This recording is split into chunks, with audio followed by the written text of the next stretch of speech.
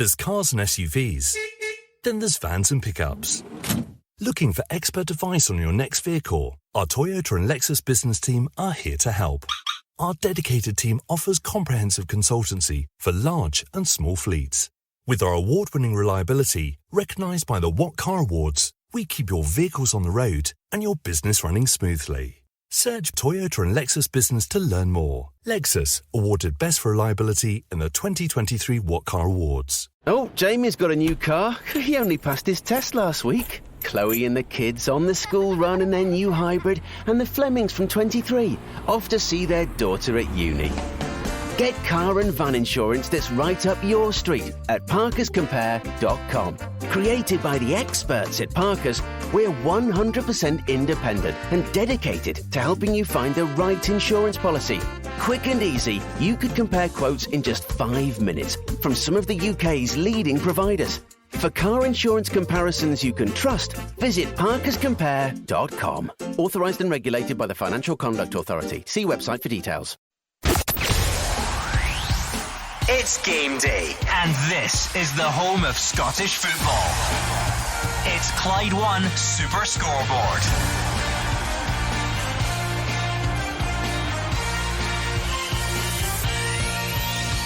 Good afternoon and welcome to Clyde One Super Scoreboard on Scottish Cup weekend. Hibs are through and will be joined this afternoon by Dundee or Airdrie, Livingston or Cove and St Johnstone or Hamilton. Celtic v Raith is later today with plenty more to come across the weekend. And if that's not enough, a huge game in the Championship as Falkirk welcome Partick Thistle. I'm Gordon Duncan, and joining me this afternoon you have what a trio: Gordon Dalziel, Mark Wilson and Hugh Keevins. What a stat that was from Lindsay Hearn in the News Bulletin. 25 years ago this very day, Celtic lost in the Scottish Cup to Inverness Caley Thistle. Those were the days. There was a punch up in the Celtic dressing room at half time, players refusing to go out and play in the second half. No such drama today for Brendan Rodgers' side. I can't help but feel at 5:30 they're on an absolute high after scoring 9 goals this week so far, and talking points all over the place with regard to the Scottish Cup elsewhere. Hibs are already in the last 8, and for a bang average player, how many vital goals does Rocky Bashir score? But will they be joined there today by the like of Falkirk? No, they won't, because they're in the Championship. Dundee, 2 6-0s in a row. Will they be in the last 8? St Johnstone, bottom of the Premiership table, they could be in the last 8. Livy, they could be there as well. And the Celtic surely against Raith Rovers. And Falkirk could go top of the league at Partick Thistle's expense. What do you say, Mark? Well, what a day we've got. We always love Scottish Cup weekend, don't we? And it's spread across the full weekend at that. And some intriguing fixtures again today. Hugh's right to touch on that Dundee Airdrie game. Dundee coming off the back of losing 12 goals in 2 games against a struggling Airdrie side, but there's plenty of jeopardy in that one for Tony Dock's team. Livy flying high in the Championship, but so's Cove, just the league below, so Paul Hartley's team will fancy that. St Johnstone, Hamilton, both teams with problems. John Rankin berated off the pitch last week. St Johnstone though have turned it around, so I might be plain sailing. And then later on tonight, Barry Robson go back to his old club. He's got a little bit of a tune out of Raith, but Celtic will be too strong for them. Yeah, the Scottish Cup is always known for cup shocks. We love a cup shock in here, but I'm looking at that fixtures, I'm looking at the draw. I can't seem to pick one out. I think the biggest shock will be if Roger Hannon joins Livingston and Cove. But you look at tomorrow, Aberdeen, Dunfermline. Last night was probably the one nearest. Old team put up a great fight, but unfortunately a Premier League team just ran out too strong, got that goal and put themselves into the draw. I can't see many of the big teams losing over the weekend, Gordon. Who's your sense of adventure, for goodness sake? You've just told us it's 25 years since Super Cali went ballistic. Anything is possible in the Scottish Cup. I remember standing outside that ground that night, and the Celtic players coming out, and the fans were trying to kick their cars as they drove past them. I mean, you must have been loving that from a journalistic point of view. Oh, couldn't wait to get to the typewriter. I thought you were going to say it's a man who doesn't drive, who doesn't like cars.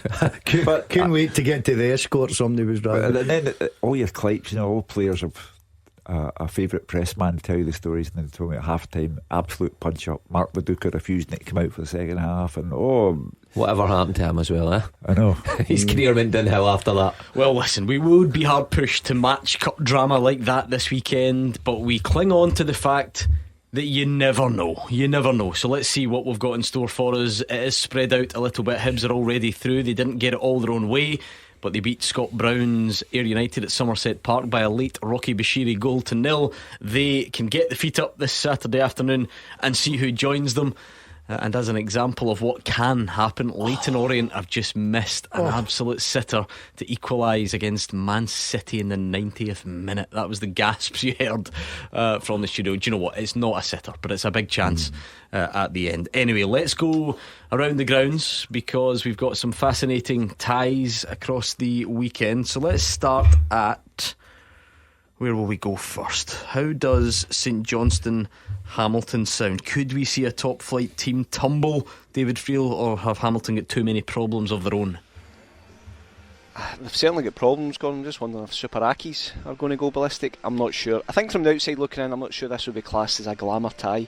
To be honest, it's freezing, the pitch looks terrible, and as we said, it's a game between a team struggling in the Premiership and a team struggling in the Championship. However, St Johnstone fans, get yourself to McDermott Park today because Simo Valakari has promised them that they're in for a treat today. He has vowed that his side will go, and this is a direct quote, full rock and roll as they escape the pressures of the relegation battle. He's a real character, Simo, and he's promised they're going to go out and attack and really go for it.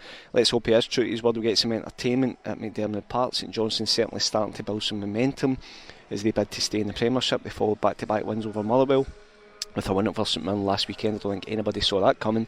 Incredibly, it's been over 6 years since St Johnstone last won 4 games in a row, but they have a chance to achieve that today. And I think Simo Valakari, he's a dreamer, as I said, and he'll be dreaming of a long cup run. He won't be complacent, but on paper I think the draw has been pretty kind to him. As you said, Hamilton do have their issues.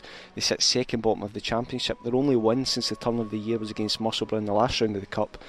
And we all heard the fury towards John Rankin and his players after last week's home defeat to Ayr United. Hamilton fans are not happy. They're a tough crowd sometimes, and they certainly weren't happy last week.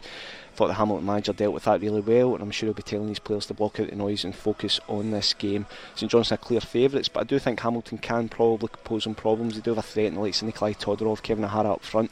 However, Scott Robinson, who joined from Partick Thistle this week in a swap deal for Scott Martin, can't play because he is cup tied. St Johnstone been busy. They've been busy in the transfer market as well. And Simo Valakari hands first starts to Daniels, Bolidis and Jonathan Svedberg. So just go through the teams for you. St Johnstone, Andy Fisher is back from illness. He takes his place in goals.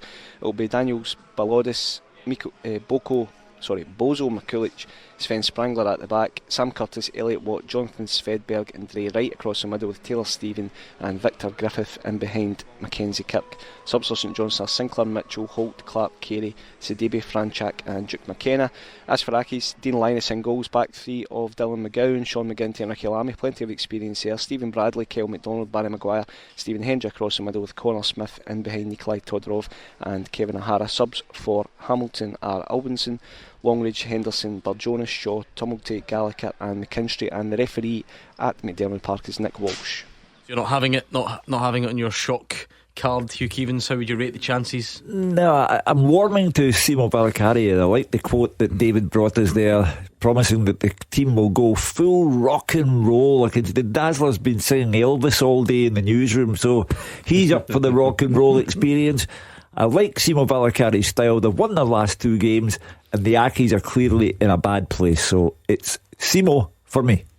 It's going to be a big shock if it had to happen. You look at the two of their record in their respective leagues. St Johnstone 1-6, Hamilton 1-6, both on 21 points. Hamilton second bottom, St Johnstone bottom, but of course a full division between them. John Rankin not having the best of time at the minute. It'll be one way of getting the fans back on side. It'll be a shock, but you know, St Johnstone just turned the corner a wee bit, and it'll be interesting if they can back up his quote. It's a big statement from a manager sitting bottom of the league. I know he's playing against Hamilton, who are second bottom with the league below, but to come out and say it's going to be full rock and roll and you'll be entertained, you need to back it up then when the whistle goes. Must have the blue suede shoes on, guys. Yeah. I love it. I love that sort of a confidence, and quite rightly so. If you'd have said to me maybe a month ago, you're thinking, oh, Hamilton Accies will go up there, they'll fancy it. St Johnstone aren't great, but they've knocked Motherwell out of the cup at McDermott Park. They won the league game after it. They went to St Mirren, they've won that. They're full of confidence. Hamilton are in a real bad place just now. John's coming under a lot of criticism from the supporters wanting them out. I just cannot see the shock being there. We will see. We'll see. It would still be a shock. Although St Johnstone are bottom of the Premiership, they are at the top table of Scottish football. Accies obviously not. So it would be a shock if John Rankin's side could pull it off. But we'll watch on and see how we go there. Livy, Cove, Roger Hannah. I suppose these two will just be delighted that they got each other and gives them a real good chance of progressing, albeit with Livy still favourites. Absolutely, and I'm not having any of Gordon Dalziel's pessimism, Gordon. I have to tell you, this is a meeting of two of Scottish football's form teams. You could make an argument this could be the game of the day in the fifth round, because David Martindale, he's gone for an incredible treble. He's been to the final of the League Cup with Livy 4 years ago, and in midweek he secured a place in the SPFL Trust Trophy final. They're third in the Championship. They're 5 wins in the bounce, including that semi-final win at Dunfermline on Wednesday night. They won at Ross County. I think that was tipped by Hugh Keevins in the 4th round, and of course they won at Falkirk, a crucial championship victory on the TV just 8 days ago. Martindale, he rotates his fullbacks today. Robbie Fraser on loan from Rangers and Daniel Finlayson come back in with Matthew Clark and Michael Nottingham on the bench. So they go with Jerome Pryor in goal, to back four Daniel Finlayson, Ryan McGowan, Danny Wilson and Robbie Fraser. Midfield, Rhys McAleer, the skipper Jamie Brandon and Macaulay Tate on loan from Hearts, and a front three, Robbie Muirhead, Stevie May and Christian Manzano. On the bench it's Hamilton, Clark, Pittman, Yengi, Smith, Ubo Chioma, Nottingham and Shinnie. That's for Cove. Well, Paul Hartley's a Scottish Cup winner as a player with both Hearts and Celtic, and Cove are the last team from out with the top 2 divisions still in this competition. It's 5 wins from their last 6 in all competitions. They're just 1 point behind League One leaders Stenhousemuir, and Hartley has got ambitions of taking Cove into the second tier for the first time in their history. They suffered a blow through the week. Adam Emsley was recalled by Aberdeen, and there's only one change. That's the enforced change with the absence of Emsley from the team that beat Arbroath last week. Blair Ewell starts, but they've got a little bit of cup pedigree in there. Fraser Fyvie, the skipper, won the FA Cup with Wigan and the Scottish Cup with Hibs. The left back Ryan Harrington, he won the Welsh Cup with Connah's Quay Nomads, and at centre back is Aaron Darge, whose brother Rory will captain Scotland against Ireland at Murrayfield tomorrow in the Six Nations. So a big weekend for the Darge family. Cove go with Nick Suman in goals. The back four, Dylan Lobin, Aaron Darge, Michael Doyle and Ryan Harrington. Midfield, Finlay Marshall, Fraser Fyvie, Declan Glass and Connor Scully. And up top, Mitch Megginson and Blair Ewell. The subs, Demas, Murray, Gillingham, McGrath, Gaffney and Parker. The ref is Matthew McDermott, and there's no VAR at Livy. There is not. I'm wondering, you statos like Roger Hannah, Paul Hartley not only winning the Scottish Cup for Hearts and Celtic, but did that in back-to-back seasons. Are there many others that will have done that, do you think? Won it with one team, then won it with a different team the following season? That's a very good question. Neil McCann, maybe? Maybe. We'll solve that riddle by the end of the day. It just came to me. Right back at you with Neil McCann. You think I would have like He's on researched it? He's on fire. I've got question. to give Roger a bit of credit. He did phone me on the way to Livingston and says, I cannot believe it, Daz. I must be well in at Clyde. They've sent me to game of today. Too much sherry in his trifle this morning. Look at that. This is why he is the top dog. Neil McCann. Unbelievable. Hearts 98, Rangers 99. Superb, yeah. Honestly. Honestly, he's magnificent. And it's just a joy to watch. There's plenty of him. Any others? Any others out there? No, just those two. We'll get back to it. Thank you to Roger Hannah. I mean, it would still be a shock. They're in different divisions. We set out the rules. No. The prize for Livy or Cove is to be in that draw Monday night, because there's money to be made here. And surely Celtic and Rangers will both be in the last 8 as well. So the big prize is getting Celtic or Rangers away. You say that, right? And now we're getting ahead of ourselves. If you're Livy and you happen to go through and get a home tie against St Johnstone, you'd rather that, wouldn't you? No, but they're not. We're not talking like, no offence, like Bonnyrigg Rose or Albion Rovers. Livy could see, if this draw goes right for them. Yeah, they could make real headway in the competition. Do you know what? Davy Martindale would rather the money, because they're not going to win it, and even if they got to the final, they get a pasting off somebody. So the money. You told me they wouldn't like to reach the final because they'll lose it. Come on. No, Listen, come I said the on. Rangers would get to the Europa League final, and you've all been laughing ever since. Now you're telling me that Livy will get to Hampden for the final. No, I'm saying that they would rather get to the final and lose than not get there. And I'm telling you, Davy Martindale and the people at Livy would rather have the money. Not at all. I think as a manager in the club, you want to go as far as you can the tournament queue. I would have won the Scottish Cup only for the fact that I come up against Celtic and Rangers every time. That was it. kind of what As happened. simple as that, because I beat every other Premier League team. Roger Hanna's now on to tell us Stephen Presley did it as well. Hearts and Celtic. It's a time to Google that though. Yeah, yes, that's not as Tell me I'll impressive have as the all last one. afternoon to do all that, because that'll be a boring game. He's at. Let's hear from Dave Galloway, who's at Dundee Airdrie. I wonder if that's people's idea of a shock, given the way Dundee's last couple of results have gone. It really is a must-win for Dundee, Gordon. Those two 6-0 hidings leave them just 1 point off second bottom of the Premiership. They're staring a relegation dogfight in the face, and a defeat today would be a huge blow to already fragile confidence. Airdrie, although propping up the rest of the Championship, are in better form than their hosts with those 3 back-to-back wins in all competitions, and they'll look to make a solid start. The longer this one remains goalless, the more restless the home crowd will get. And if the Diamonds can score first, we could be in for some Scottish Cup tie. Looking at the team lines then, and Dundee make no fewer than 6 changes. In come McCracken, Clark Robertson, McGee, Tiffany, Cameron and Larkesh. Out drop Carson, Astley, Silla, Garza, Ingram and Finn Robertson. So it's John McCracken in goals. At the back, Clark Robertson, Antonio Portales and Aaron Donnelly. Midfield, Josh Mulligan, Jordan McGee, Lyle Cameron and Ziad Larkesh, with Sun Adewumi and Scott Tiffany supporting Simon Murray in attack. The subs for the D's today: Carson, Astley, Shaughnessy. Great to see him back. The skipper's been out since April with an ACL injury. Samuels, Garza, Finn Robertson, Lopez and Silla. Just a couple of changes to tell you about for Airdrieonians. It's Bruce and Mockery in for Strap and Diak. So Kieran Wright in goals. At the back, Dylan McDonald, Craig Watson, Sam Graham and Cammy Bruce. The sitting midfielders, Gavin Gallagher and D McMaster.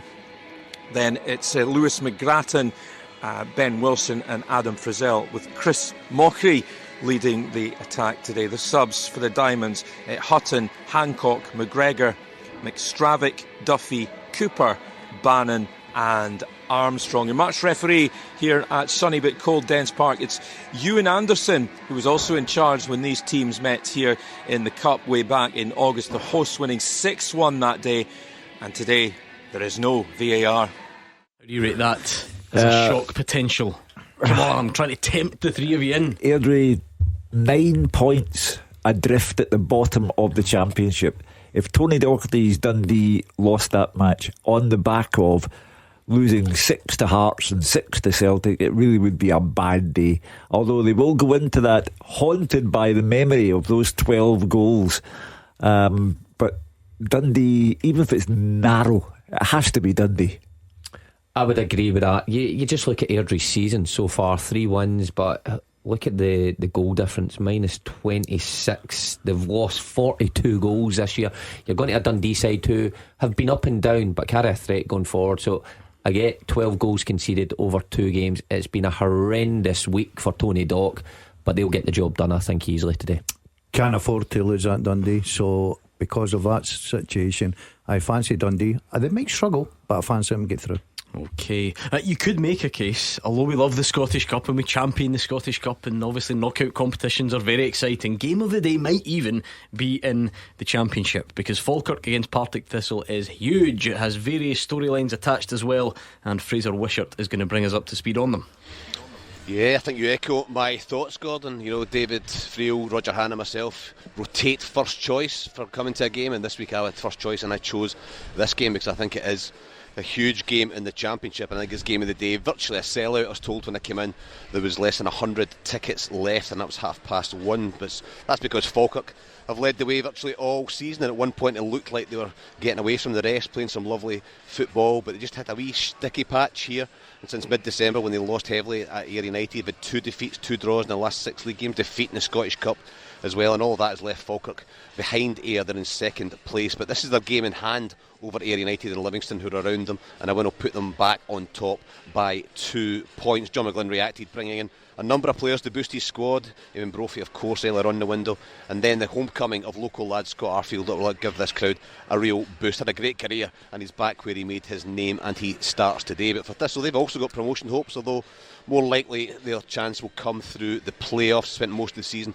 in a kind of no man's land in 4th place, not able to keep up with those above them. They're 9 points behind Livy, but also a bit of a cushion between them and Queen's Park and the others who are in 5th and below. 7 points they are ahead of Queen's Park at the moment. The Queens have brought in a number of players on loan, so Jags just have to be careful. They lost Harry Milne to Hearts for a fee in the window. Brought in Ethan Drysdale, who doesn't start today in return on loan, but he's highly rated at Tynecastle. Will do him some good. They've also added Scott Martin. I think he'll be a really good signing in midfield from Hamilton Accies. He's been a good player in the Championship for many years. So an important period of the season for both. Falkirk have Ayr here next week, so today and next week I think will go a long way to decide who goes up from the Championship at the end of the season. For Falkirk, they made 3 changes from that defeat against Livy that Roger was talking about. Out go Lang, McKeever and Stewart, in come Graham Oliver and of course Scott Arfield. A 3-5-2 formation. Nicky Hogarth in goals, Cull Donaldson, Liam Henderson and Luke Graham at the back. Across the middle, Keelan Adams, Brad Spencer, Dylan Tate and Scott Arfield and Seb Ross, with up front Calvin Miller and Gary Oliver. The subs: Ross Monroe, Lewis McCann, Tom Lang, Aidan Nisbet, Darragh O'Connor, Barney Stewart, Finn Yates, Alfredo Aguiman and Sean Mackey.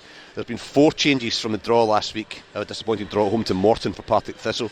Out go Milne, Turner, Robinson and Fitzpatrick. Turner and Fitzpatrick dropped to the bench. Milne and Robinson have left the club. In come Macbeth, Stanway, Martin and Abaladi. They go for 4-3-3 formation. David Mitchell in goals, Kanayo Megwa, Luke Macbeth, Lee Ashcroft and Dan O'Reilly at the back. In midfield, Ben Stanway, Scott Martin and Stuart Bannigan, with Logan Chambers, Brian Graham and Terry Abaladi as the strikers. Matthew Faulkner, Aaron Muirhead, Lewis Cameron, Kyle Turner, Dan Mackay, Robbie Crawford, Aidan Fitzpatrick and Xander McKenzie are the substitutes, and the referee today is Ross Hardy. Looking forward to that a lot. That is a huge game. You add into the mix players like Scott Arfield signing and playing. Lots to get involved with in that fixture, and lots to get involved with when we return, because we'll take a look at some of the week's biggest talking points after these. The fastest goals, the experts' opinions. This is Clyde One Super Scoreboard. Hugh Keevins, Mark Wilson and Gordon DL are in the studio. We've got the top team around the grounds at this stage on a Saturday. Once we've given you team news, we tend to reflect on some of the week's biggest talking points, I suppose. Although it was the start of the week, it was the week that the transfer window closed. Deadline day was Monday. What was the best piece of business done in January for a Scottish team, Roger Hannah? Oh, that is a very good question, because there really wasn't too much. You know, a few of the teams, St Johnstone that David Field's watching today, have brought in a plethora of players to try and get themselves out of the relegation scrap. But I think the bigger teams, the ones that we tend to focus on in Super Scoreboard, probably had a bit of the what-ifs about it. Patrick Stewart said it was only going to be 1 or 2 players for Rangers. He wasn't kidding. Rafael Fernandez on loan from Lille, and the pre-contract for Lyle Cameron. Interesting to hear Philip Clement yesterday saying he would have liked to have got Lyle Cameron in January, but the finances weren't there to do it. They'll have to wait and bring him in the summer. I think he will be a good signing. I think it would have benefited Rangers if they could have got him in now and bedded him in for next season, but it shows you where Rangers are. Celtic had the money to spend, they just couldn't find the right target. I think Matthias Biesgarten is probably more expensive than they were willing to go to. They'll be happy enough to get Kieran Tierney on the pre-contract. They'll be delighted to get Jota back in the building for a lot less money than they sold him for. And the fact that there was no striker didn't seem to cause them a problem against Dundee on Wednesday night, Gordon. Anything for you, David Friel? Anything left field? Anything that's gone under the radar? What's the best piece of business done? Or is it just Jota? Is it staring you in the face? Yeah, Jota was an incredible signing for Celtic. I actually think you get down to the Championship where it's getting so tight, and you know this running is going to be so important for all the clubs. I think Scott Arfield could be the player that gets Falkirk over the line. Gordon, to be honest with you, I just think it's an amazing signing for Falkirk at the right time. You know, they need that experience, they need that nous just to get them over the line, and I think Scott Arfield could do it. And in the grand scheme of things, that could turn out to be the best piece of business in January overall. Fraser, anything we've missed? Elton Kabangu for me, good shout. for Hearts. I think I saw him a couple of weeks ago, thought really good attitude. I hear he's a good lad around the place as well. I think he could be one that could fire Hearts way up the table, and they could be a real force between now and the end of the season, Hearts. That's a good shout. I like that from Fraser. So he's just thoughtful, he knew he was last, he had a bit more time to just pick his moment. What about, I think he's Hearts are going to be a problem. Dundee United. Alan Campbell. Yeah. I mean, it breaks my heart, but I think you could be onto something. By the way, I think Dundee United, if they've ambitions of finishing where they are in the league at the minute, they're going to need some quality, and he certainly has quality. What about them as a package? Because if you Dalby, Stain, and Fiorini and Rory Payton.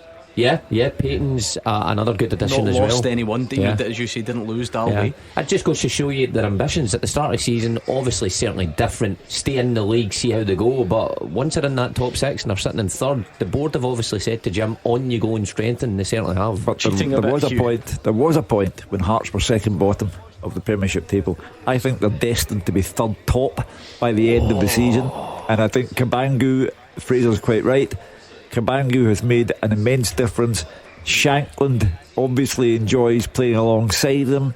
They've got Rangers a week tomorrow in the Premiership at Tynecastle. I think that's a very, very dangerous game for Rangers, who incidentally I think have got off lightly. All the focus was on Celtic. As I said to one caller last night on the programme, Brendan Rodgers on Tuesday looked like a man who dropped a tenner and found a fiver. So he was not impressed by the fact that the window closed with no replacement for Kyogo. But Rangers, if they haven't got £400,000 to buy Lyle Cameron, where are they going to get £4.5 million to pay for Oscar Cortez, as they are obliged to do at the end of the season? And down the leagues, I'm going for Scott Arfield at Falkirk. That could be the one that just tips him over. I mean, someone else did mention that though. Who did? You do need to listen to the show. How did you mention that? Seriously, who mentioned that? I mean, it was like 3 minutes ago. Who was it? David Friel. I don't listen to David. There's two guys. I don't listen to David Friel and Fraser. He sat there for 10 minutes going, I can't wait to go. By the way, the way he said it there, I was like a big revelation. Nobody says Arfield. It was the first 4 minutes ago. Just shows you I am. Just shows you indeed. It's picking first for next week's games. It has been easy to cheat on this one though, David, because we've already seen Jota come back and and have a big impact. So you almost don't need to predict it too much. You've seen it in action already. So for a guy that's not really played, for a guy that's supposedly not fit, he seems to be settling in okay. Yeah, I think Brendan Rodgers probably did him a bit of disservice, because he said it was going to take maybe a couple of months to get him up to speed. I've been watching Celtic's last 2 games, Gordon, and I think he's been a standout. Scored, assists. I think he looks really, really sharp. I think he just elevates Celtic. I just think the front three, and there's all the focus on the striker, understandably so. I think Celtic should have got a striker in. However, I think Jota, to get him back for a fraction of the money he sold him for, is just brilliant business. Yeah, I mean, let's play a bit from Philippe Clement yesterday, because just the chronology of this is, we spoke to Brendan Rodgers earlier in the week. We've been speaking about the striker all week. Yesterday was just the first time that we've actually had the chance to ask Philippe Clement how he felt about his window and whether Rangers did enough. We as a club wanted more. We talked about that. At the end, we didn't achieve all the goals that we wanted. And now it's about, with this squad, going full for everything we want, and that's to win every game. That stays the ambition. Can be. Maybe we lose a little bit more time than we expected on the trajectory that we wanted to make with the squad. Is it because Patrick Stewart sort of advertised this, Roger Hanna? Is that why it wasn't a surprise? So it's not been met with like shock. We didn't get any calls on deadline day really from Rangers fans saying, "Oh, I hope we do X, Y and Z before deadline day," because it was sort of advertised that wasn't going to happen. You have got the manager admitting though they did want to do a bit more. Yeah, and I think you look at the league, I think Rangers fans are realistic enough to know that one signing wasn't going to make up the 10-point deficit or 13-point deficit as now to Celtic. They know where Rangers are financially. They would like a little bit of progress in Europe. beyond the last 16 of the Europa League, and they'd love to get their hands in the Scottish Cup. But Philippe Clement will need to do with the players he's got. I think Danilo returns to training next week. They changed the Europa League squad to include him, Yanis Hadji, Clinton Siala. We saw Rafael Fernandes coming off the bench to make his debut last weekend against Ross County. He looks as if he could be a decent addition as well. And of course it will give Philippe Clement the opportunity, Gordon, to have a look at some of these younger players. You know, Bailey Rice played the second half last Sunday. Finlay Curtis has had a look at the first team as well. Paul Nseo, guys like that. And this will be their opportunity between now and the end of the season to show whether they can be involved in the future for Rangers. I suppose we can't help but look forward. Kieran Tierney's coming in the summer, Lyle Cameron's coming in the summer. Looking at players coming in and out, how much of a concern, Roger, do you think there should be over this deal that's in place for Oscar Cortés? Or is everyone overreacting and there's a real possibility that he gets his career's worth of injuries out the way now and turns out to be a good signing? Well, I think everyone inside Ibrox will be keeping their fingers crossed that's the case. I mean, we've seen nothing of Cortés either in terms of durability or ability on the field to merit a £4.5 million deal. You know, these are the gambles you take when you take these loans with an obligation to buy rather than the option to buy. Rangers have boxed themselves in getting Cortés.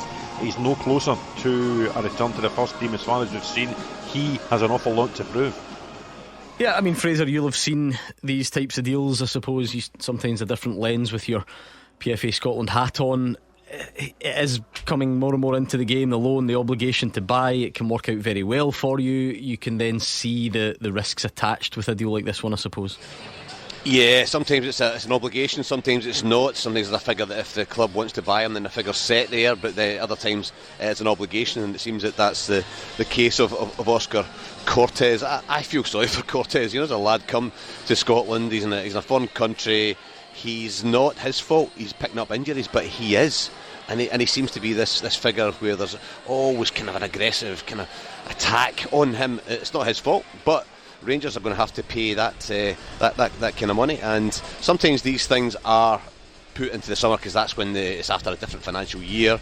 They've got a budget for the summer they've not got in the summer previously. There's financial fair play kicks in for Rangers and others who play in Europe as well. So these can be very complicated deals, but clearly he's a player that people think has got huge talent. We just haven't seen any of it. You can't say whether he's good, bad or indifferent because the poor lad has picked up so many injuries. I really feel for him, I really do. See, on Lyle Cameron, Fraser, we've seen a similar story obviously with Conor Barron. When you move on a free, if you like, and you've been brought through that other club, it can go to a tribunal to set the fee. I think Rangers fans are maybe wondering what would it have cost Rangers to do it now versus what the outcome of that tribunal would be, if that makes sense. Yeah, I know where you're coming from. Well, I think it's a real anomaly, and I've discussed this with the governing bodies in Scotland, is that if you move between Scottish clubs when you're out of contract, when you're at Lyle Cameron, you've no idea what the compensation fee is going to be. You know, set by a tribunal. Conor Barron's was long, drawn out, lawyers, both clubs trying their best to one to get it down, other one to get it up. But if you move to England, FIFA have got set figures, so you know exactly what Lyle Cameron would have cost if he'd moved to an English club. And I think that's the problem here. The problem here is that Rangers and Dundee don't know, if they're negotiating in January, what the final figure is going to be. Whereas if there was a definite figure, like if he moved to England or any other country, then Rangers could perhaps pay 100,000 more than the actual figure, the actual sort of fixed fee, if you know where I'm coming from. So that's where the Scottish system, I think, works against transfers within Scotland. I'm very happy that he comes. Okay, it's next season. It's part of our plans that we have with the club to develop young Scottish players, or to get young Scottish players with potential. We had enough talks with him that he understands what Rangers is, and Lyle will give his best for Dundee. That's also what I expect from him to do, and to show that he's a good player, and to develop also. If the player wants to go on holiday now for 4 months because he trained at Rangers, that would be a really bad sign towards me. Roger, should or could more have been done to do that now? Does it really matter? Well, I mean, it's gone now, Gordon. The chance is gone. I think Rangers would look at it. They clearly don't have the budget at the minute to go and do it. Whether it's 500, 600, 700,000 pounds, they would have had to have paid for him. I think it's a good deal for Rangers to get him in the summer. I think he's a better player than Connor Barron, who arrived in similar circumstances from Aberdeen last summer. I've always been impressed with Lyle Cameron when I've seen him. You remember that Dundee midfield that he was in with Luke McCowan and Mo Salah at the start of the season. It was worked really, really well for Tony Docherty. He's a Scotland under 21 camp with ambitions to get senior recognition. And for me, and I'm sure Fraser will agree, these are the types of players Rangers and Celtic should be going to try and buy. Celtic had a bid rejected for Lennon Miller before the window closed, and for me, Celtic and Rangers should be going to get the cream of young Scottish talent, and that means Lyle Cameron and Lennon Miller. It's a mentality test now as well, though, Hugh, isn't it? Because he goes back into the Dundee team today and the spotlight just goes on already. Everything he does well gets scrutinised, everything he does poorly will get scrutinised, and he'll have to find a way to deal with it. Yeah, if he slips up in any way for Dundee today, the Dundee fans will say, his mind's gone already. He's at Rangers in his head, which is desperately unfair, but you just have to cope with it. It's part of the strong temperament he'll need to show when he gets to Ibrox. There's all sorts of talk midweek that why wasn't he playing against Celtic? Was he a little afraid of the idea of going in front of the Celtic fans? I'm sure that couldn't have been the case, otherwise he's wasting his time going to Rangers. Then he has to be very, very strong temperamentally starting today. Let's park that for now, because we've got big fixtures to look forward to, not only in the Scottish Cup but in the Championship as well, and we will go back around the grounds when we return. Scottish football's league leader. This is Clyde One Super Scoreboard. Hugh Keevins, Gordon Dalziel and Mark Wilson are here in the studio, and we've got the top team around the grounds. 3 big Scottish Cup ties and a huge match in the Championship as well. And we're not done there though, Hugh, because later on today, Celtic against Raith Rovers. I was thinking in the end, has there ever been any notable cup ties between Celtic and Raith? No. I remember. Looking forward to this one tonight, though. I was cut off. I remember there. It was a wee joke. I'm trying to make sure that Dazzler doesn't bring up his story. Come on. Well, but a long day, Hugh. It'll be coming up. Sure. The most important thing from the Celtic supporters' point of view is what kind of team is Brendan Rodgers going to pick, because it's Bayern on Wednesday. Bayern 3-0 winners last night. Another 2 goals for Harry Kane. That's 56 goals in 51 appearances for Harry Kane at Bayern Munich. So I think he'll leave out Adamida in case, and we're back to the lighter squad that the manager was speaking about on Tuesday. If they lose Ida, you're only then left with Johnny Kenny, who's so inexperienced and certainly not for Champions League level right now. So what will the Celtic team look like? Because it will be picked, of course, with an eye on Raith Rovers and continuing the quest for the treble, but also picked with one eye on Vincent Kompany and Bayern Munich. Would you leave out Jota? No. Right. No. Well, it's the same situation. What happens if Jota gets injured? But get Yang in the mix. You're getting your favourite player. Come on. So it's a big decision for you, that. Yeah, so no, it's not a big decision at all. He's the worst player I've ever seen in a Celtic jersey. As usual, your hatred for the man is blinding the question. I'm talking about, if, as Gordon says, do you have the same risk with Jota's injury? But I think they have to take the risk on Jota, because Jota needs time in his legs, and that's why you couldn't ask for fairer than Jota scores at Motherwell on his return. Jota is magnificent against Dundee in midweek in terms of laying on goals for other people. And now you've got Raith Rovers, with greatest respect, on the bottom half of the Championship table. Jota can get in about his business there, get more time in his legs for the big picture on Wednesday. Yeah, I agree. I know what Hugh's saying. I think that if you look at when Jota come back, David Friel touched on it. I watched Jota the other night there. He looks as sharp as a tack. Some of his touches, everything about him. I would not, right, I totally understand that Brendan Rodgers will start him tonight, but I would not be surprised if he puts him on the bench, because I think he's got the same situation. See if Jota happened to Jota this afternoon, right? You've got a real problem that you've now got to bring in Hugh's favourite player, Yang, because of the situation with Maeda. It's the same way Ida up front. Where do you stop, though? Maeda's not there. What? Where do you stop? Because you say that Alistair Johnson, Carter Vickers, Schmeichel, leave him on the bench. You could go through everyone. Schmeichel isn't playing. Oh, well, okay. There you go. So you think, but you've got cover for these people. You'll maybe find that Ralston will play this afternoon. Look, Celtic could play a sort of what I'd call a second string team in the game, right? What he calls a second string. What you call it. Yeah. Nobody else. Yeah, what I call it. Can I take you back to Falkirk? Because they've got, it doesn't matter, they've still got, if you cannot, like say, I think it's a big game for Kenny, right? Because everybody's been crying out for his kid, and I'm desperate to see him 90 minutes as well, or 78 minutes, whatever. You can't go and play against Falkirk with Celtic at Celtic Park. Let's leave it there and go back round the grounds, because that's just what's to come later on. It's a 5:30 kick-off, so we will bring you team news a bit later on in the show. I'm interested in the Championship as well. Falkirk, Partick Thistle, Fraser.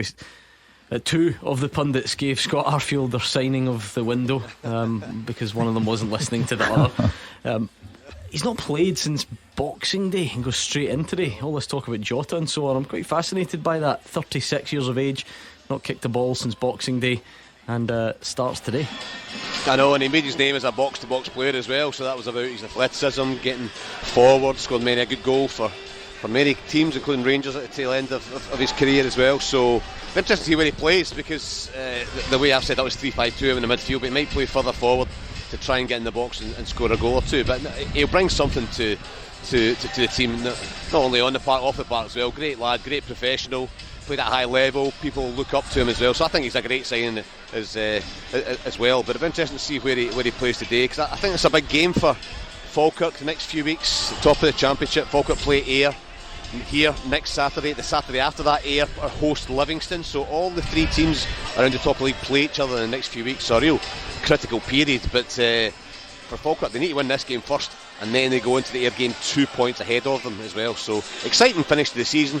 I agree, I think Arfield will bring a lot to Falkirk. They already had good players, they've bought well in the window, I think, and I still think they'll go on and just pit Ayr to the title. But yeah, I think for Arfield, he's back home, he will love probably ending his career here, and he's certainly got a lot to offer still, even at his age.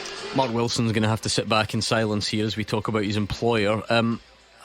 Is there a bit of pressure around Partick Thistle, Fraser, or does the fact that it's still, even if things were to kind of not improve, they're still probably going to make the playoffs, so is that enough? How do you see where they are currently? I think they're in that strange position I said earlier, almost a no man's land. 9 points behind Livy, 7 ahead of Queen's Park, kind of getting to the playoffs, but they can't take their eye off the ball. For Thistle, fourth place isn't a disaster. I mean, I think we started the season, you're saying, right, at least get into the playoffs. I'm a wee bit surprised some of the stick that Chris Doolan has taken, because Falkirk have thought it's a good team. They've also spent a bit of money. Ayr have had money to spend as well, and good money to bring players in. And Livy have come down from the Premiership with the parachute payments from the Premierships as well. So for me, they're probably where I expected them to be. And if you can just keep that fourth place, then all of a sudden towards the end of the season you've got these playoff games, and you've got half a chance of getting yourself up. We all live different lives, which is why at Toyota we have an electrified vehicle to suit everyone. Get great offers across our range, whether hybrid, plug-in hybrid or all electric.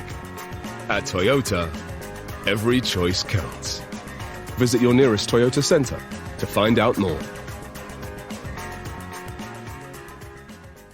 So this is kind of where I think you would expect them to be. Maybe some fans think they should be up challenging near the top from time to time, but I don't think it's a bad season so far. But they have to just keep a hold of that fourth place, don't let their standards drop, and let Queen's Park catch them. I think it's tough, Mark, because Falkirk have shaken things up a bit because they've come up and they've been so good, and then they keep it going.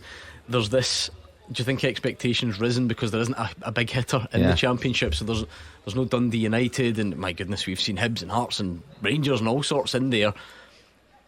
But then Fraser's also right, like in isolation.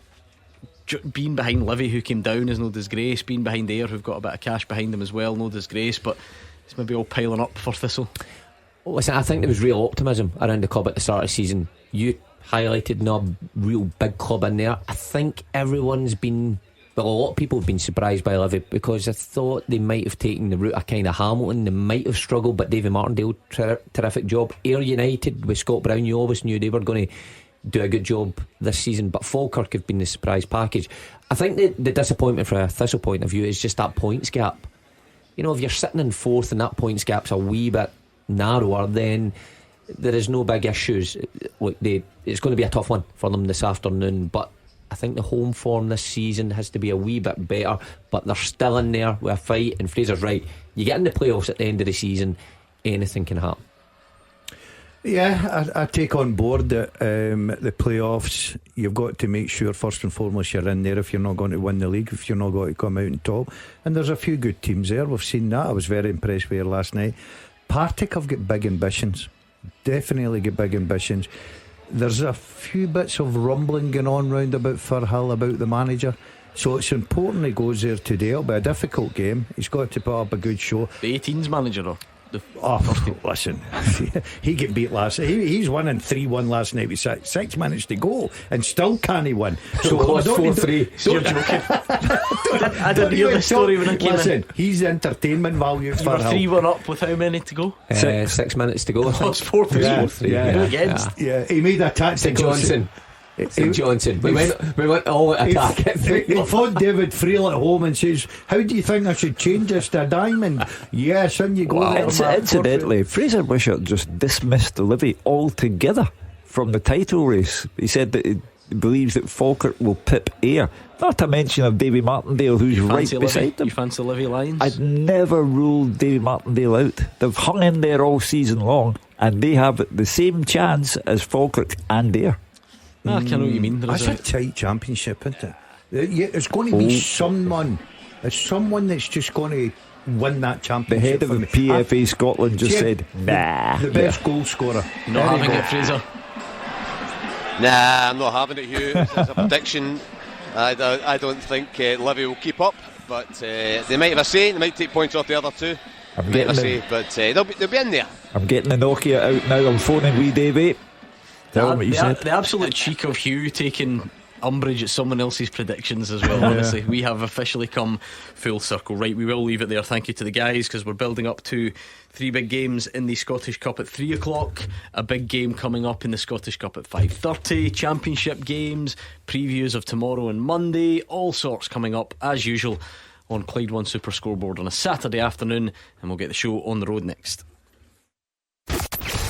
Action as it happens, and your reaction from 5 on the open line. This is Clyde One Super Scoreboard. Mark Wilson, Gordon Dalziel and Hugh Keevins are in the studio. We've got the top team keeping us up to speed on the Scottish Cup ties and the big game in the Championship. So let's see if these 3 duds can get some predictions right. Come on then, give us your Saturday ACCA, Hugh Keevins. I'll keep it absolutely straightforward for you. In the Championship, home win Falkirk. In the Scottish Cup, home win St Johnstone, home win Livy, home win Dundee, home win Celtic. You could have just said all home wins and would have been. Nah, I like this. I like the theatre of it. Right, I'm not doing that. Come on, Mark. I'm going for something different. You know what? That's boring. I think it might be the same. It might be the same. No, right. I'm going for all home wins apart from 1. Oh, how good is Scottish football sometimes? Unbeatable for storylines. Goal flashes with M&D Green Pharmacy. Falkirk 1, Partick Thistle 0. In the first minute, Scott Arfield. Well, some things, Hugh Keevins, are just written. The dream homecoming for Scott Arfield, wearing his number 37 in memory of his pal who lost his life, Craig Gowans, and that is just a story and a half. Well done, Scott Arfield. Not such good news for Partick Thistle, because the mountain they had to climb just got steeper. How incredible is that, Mark Wilson? You know, like, incredible, eh? So predictable in a way, but like the chances of that all aligning in the first minute. We've just spoken about a guy that hasn't played since Boxing Day. Does it take you a while to find your feet? All that sort of stuff. You know what, if it wasn't against my employer, I'd be chuffed for him and the club, because it's a fitting moment for all, isn't it? An ex-player coming back after a long career, a long successful career, and then getting up and running after 1 minute. But what a dreadful start for Thistle. But exactly what you don't want going there. You can imagine how much it's lit up Falkirk, the ground, the players. Well, exactly, lit up. The signing would have, gave them a something to cheer about, because recent weeks, Hugh, it's not been great for Falkirk. Yeah. They have been flying this season, changed a few things, went off the boil, signed Tim, everything's looking on the up, and then he goes and scores. So you're right in terms of in the stadium just now, Yeah. it'll be bouncing. Right, get back to it. Who's not the home win? Look, I expect Arfield to score this afternoon, right? No doubt about that. Did you? Yeah, of course I did. Here's the one for you, right? Right. You're listening? Roger Hannah's going to have a long day. Right. Cove and Livingston will go all the way. There you go. And what happens at the end? I'm going to go for Cove. Extra time or penalties? I think maybe penalties. There you go. That is a long night. Do you know something? I'm praying that happens. And let's hear if he comes on and goes, oh, game of the day. Well, St Johnstone St Johnstone have been slack to start, and the Accies looking lively in the opening stages. Todorov has had a decent shot saved. So there we go. Fairy tale start that for Scott Arfield. Inside a minute, Falkirk 1, Partick Thistle 0. Kind of a slow start on the day you promised full rock and roll. They better get the amp plugged in. It's amazing though what a positive result would do for John Rankin. The Scottish Cup going through to the next round, a money maker for the club. The fans might just climb down off his back a wee bit, but I think that's going to be too difficult for him up there at McDermott Park. Couple of Accies corners inside the first minute and a half. Everyone's hanging around in comparison to Scott Arfield and Falkirk that got up and running very, very quickly.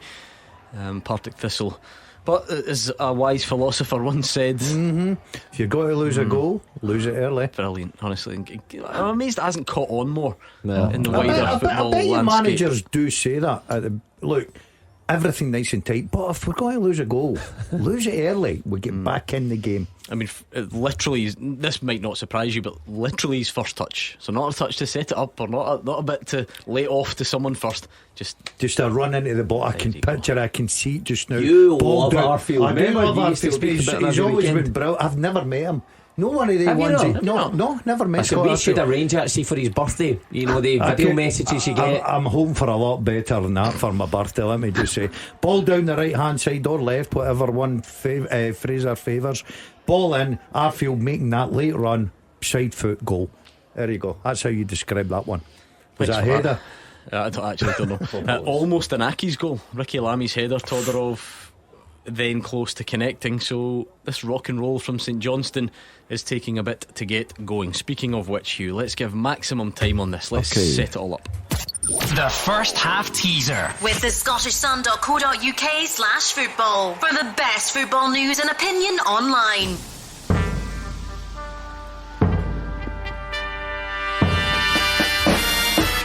Simple as can be. 6 Scotland internationals have played in the MLS since 2021. Name them. 6 Scotland internationals have played in the MLS since 2021. Who are they? You, Mr. Worldwide, is that USA themed for Super Bowl weekend? Well, Taylor Swift will be there, you know. Chiefs are a certain. Is her husband in the final again? In the Super Bowl again? He's not the husband, is he? He's not just married. He's just a boyfriend. It's a put together relationship. Do you watch anyway, it? Do you watch it? The Super Bowl? No. I hate it. This is great. I know one person that'll be Roger Hannah will be boring everybody to tears man or something. No, I don't think his team are in it. Get on the Chiefs. Who's in it? The Chiefs. Chiefs and who? The Chiefs and Eagles. Roger Hannah will be boring everyone around him at Livingston to tears with all this stuff. I must admit, is one of the How most. How much do you get for a try? A try? I don't know. I don't even know. What do you do? Do you know what? Did we not do this last year? Actually, that's a fast year. Good to see we're very repetitive in this stuff we talk about. We'll get our 90-second Roger Hannah explainer at half time. Everything we need to know. What you do with a try? All in a one. Whether it's called a try or not. Who's involved? Who's the favourites? What are the big stories? What Taylor Swift's up to? Why do they wear helmets and our rugby players don't? Our rugby players now, is it? I love a bit of rugby. Roger Hannah can go and see an NFL game because the Pittsburgh Steelers are going to play. Where? against unnamed opposition at Croke Park in I Dublin.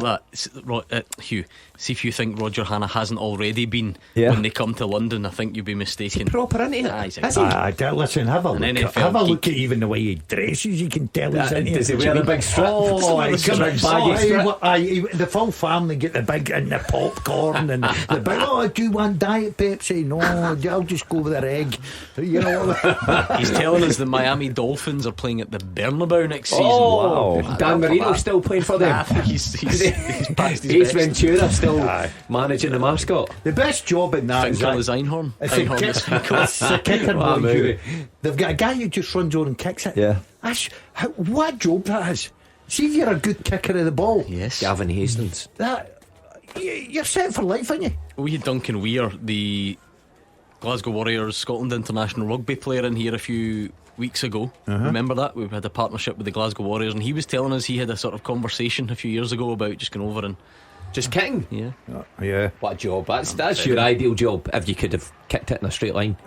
No, he Imagine can't that. kick. He couldn't kick it far. I couldn't though. kick it far. I would need to be right in the near penalty area. Aye, near the goals. I think tomorrow night could be the night for you because you're a new man now. You know you're abstaining from alcohol. Yeah, I'm out tonight for the first time. That's my social. You know you're Going to Elvis.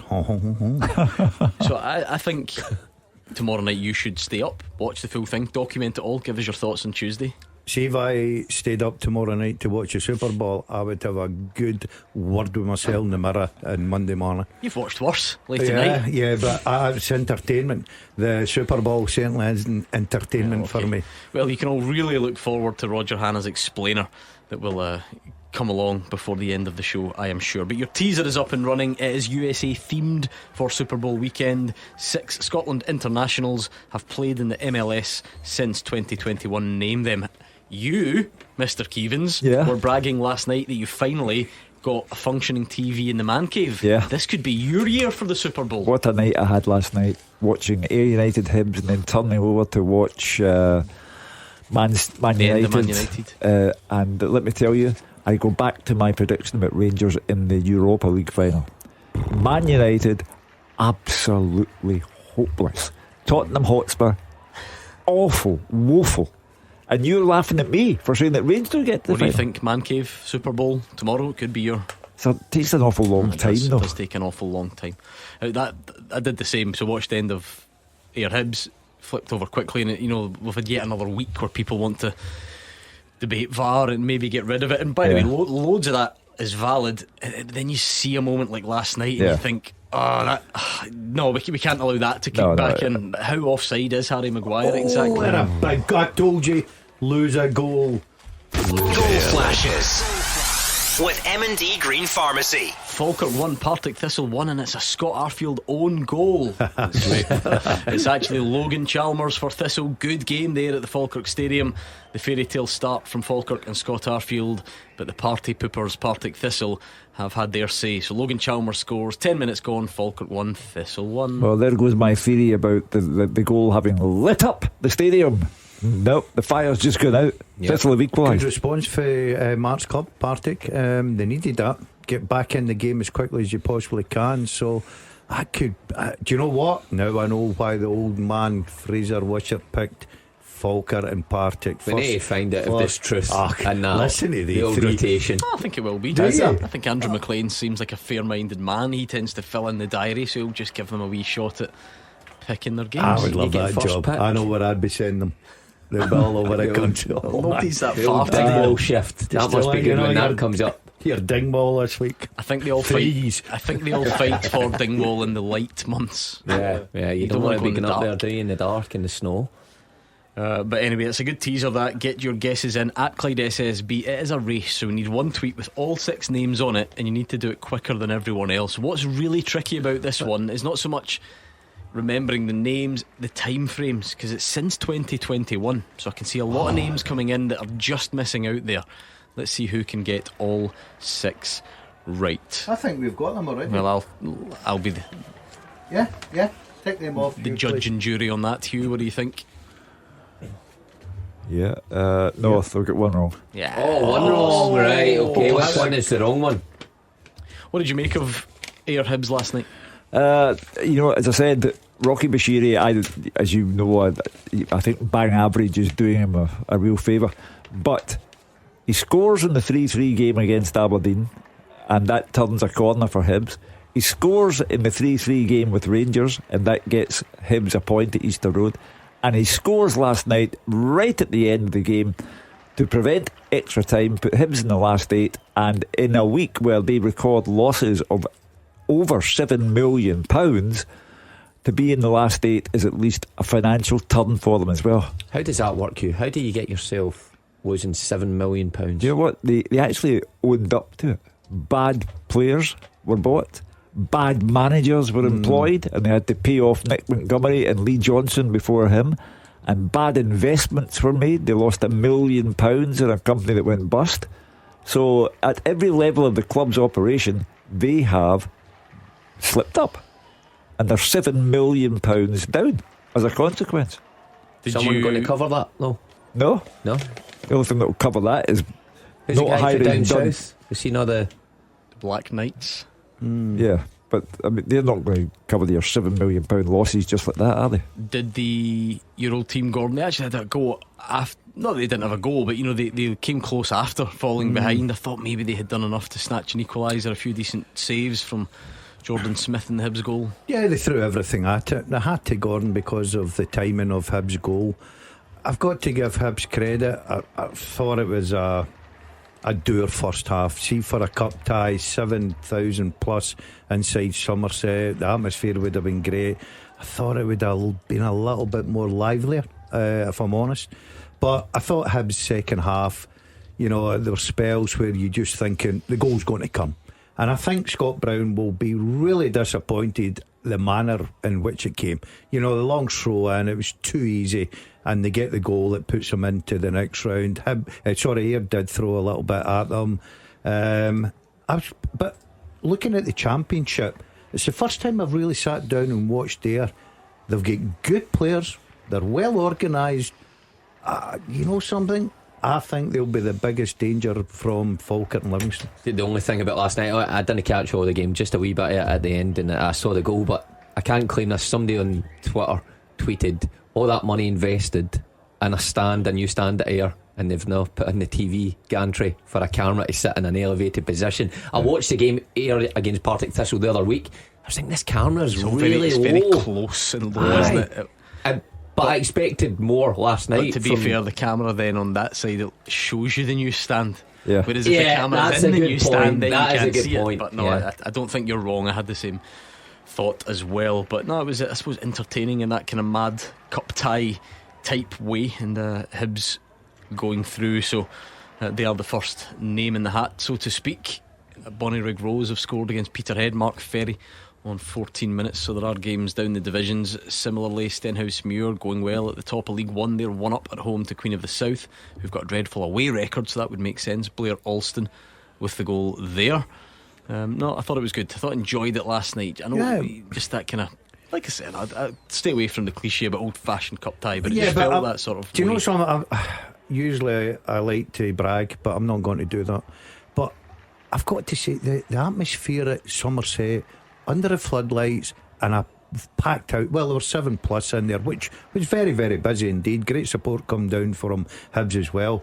It's a great night, Gordon. I just thought the first half, I'd like to see a wee bit more livelier from Ayr, maybe sometimes try to put a lot of pressure on Hibs. I thought it was a sort of even game. Then the second half, I thought Hibs really stamped their authority, and it wasn't until the late rally from Ayr, but it was too late. The game had gone by that time. How's Rocky Bashiri's goal scoring record this season? He hadn't scored before. He gets that goal at the end of the Aberdeen game, which sends both teams in completely different directions.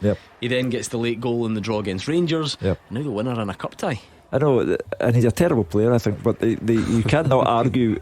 You cannot argue with that kind of success rate. So Hibs are there. They're in the last 8. They're in the draw Monday night, and I'm looking. Dundee 15 minutes in, still 0-0. St Johnstone 15 minutes in. Don't tell me. Goal flashes with M&D Green Pharmacy. Goal Dundee 1, Airdrie 0, and it was going to be, wasn't it, Lyle Cameron? I suppose it looks like he got the final touch anyway, but we can try and confirm that. A corner came in, he was certainly in the mix. We think he got the final touch, and Dundee won Airdrie 0. You just need that. I see it being given to Clark Robertson as well. It's not like they look particularly alike, but either way, Clark Robertson, Lyle Cameron, Dundee are in front.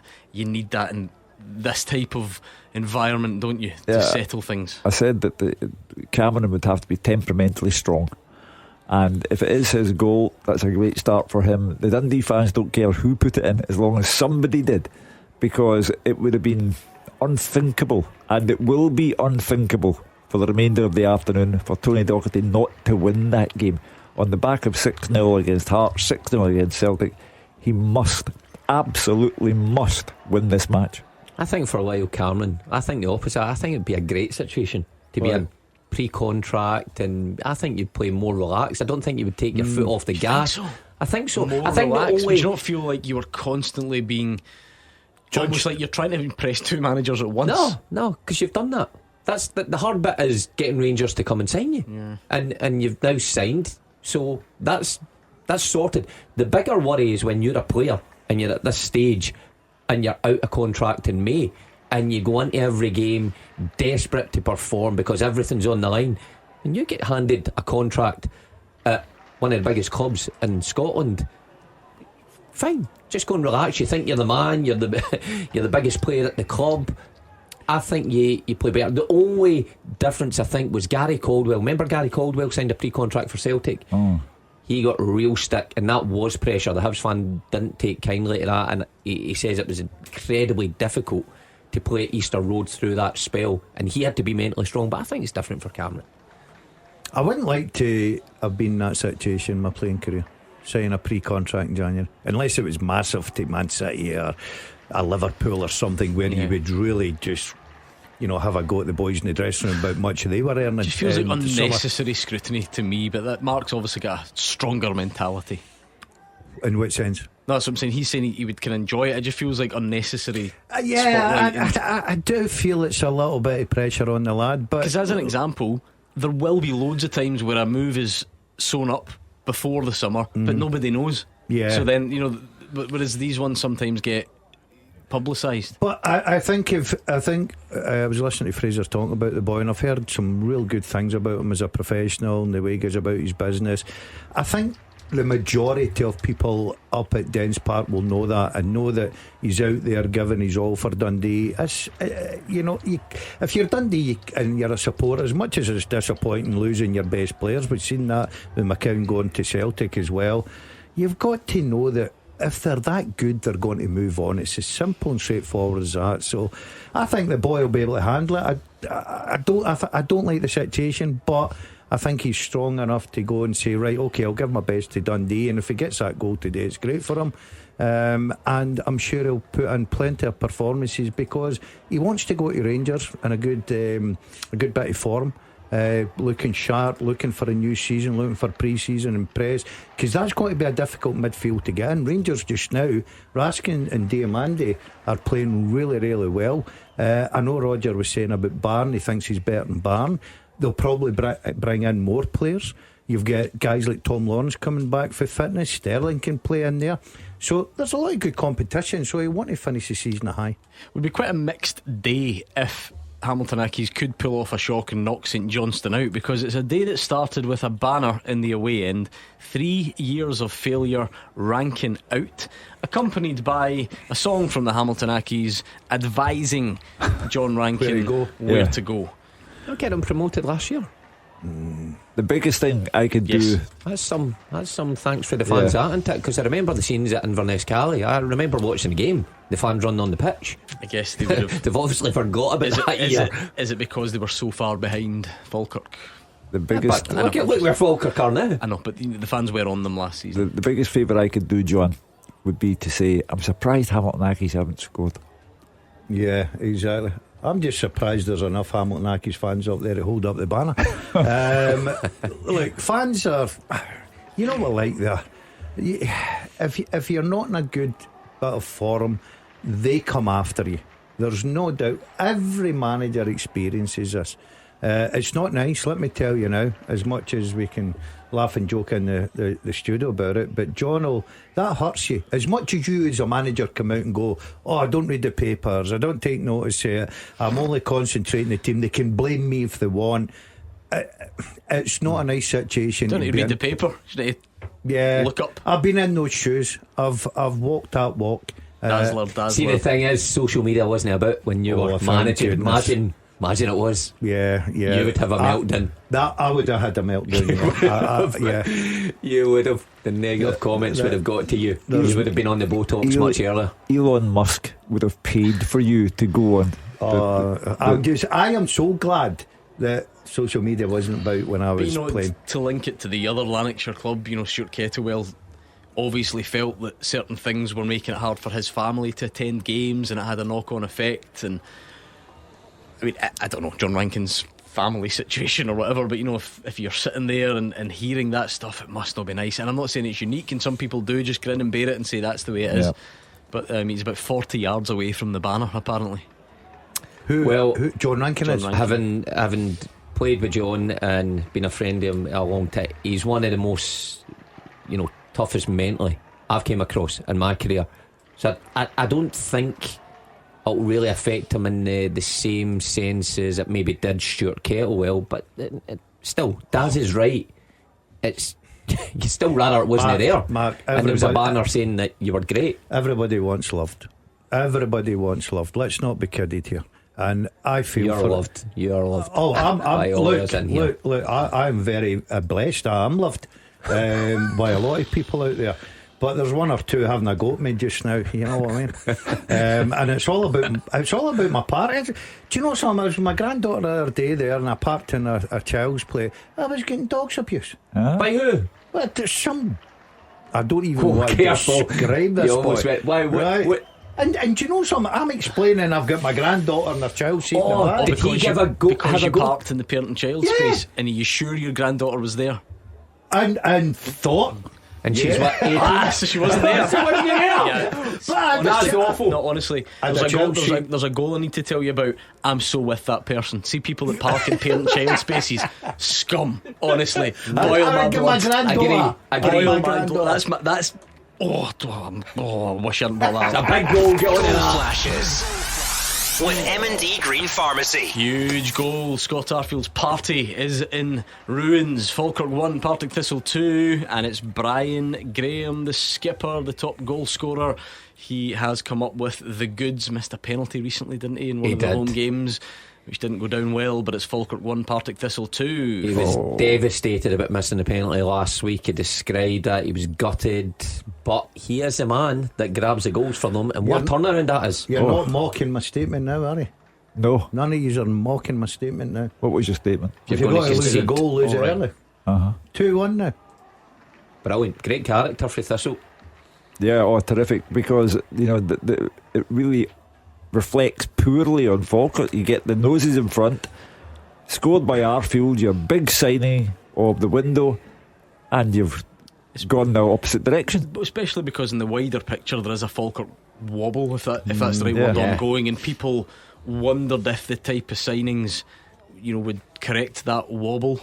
The big thing for Falkirk was they've got, I think, 3 home games in a row, haven't they? They had one last week against Livingston, today against Thistle, and I think next week. So home results are important for them. Goal flashes with M&D Green Pharmacy. Still work to do to find a cup shock, because Livingston have taken the lead at home to Cove. It was a free kick on the left. It was bundled in.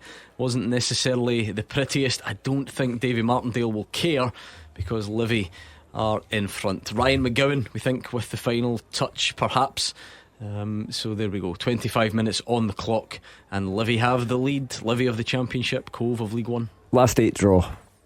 Celtic v Livy. Lovely jubbly. Money I'm telling you, if Davy Martindale gets St Johnstone at whatever it's called, they'll probably win at the home of the Set Fair Arena, It's called. I think you'll be delighted. The chance to go and get Livingston called? the home of the Set Fair Arena. So what Set is Fair. Home of is the that a Set company? Fair Arena. Set Fair, a company. Sounds like a what's that taxi saying? company to me. I don't know. Is that a taxi company? That sounds nice, doesn't it? I like Set that. Fair, the home Yeah. of the Set Home. Fair. Home of. I think that sounds like a proper. I'm going to I get, like the macaroni better. I'm going to get Davy Martindale to phone Super Scoreboard next week when I'm on and back me up.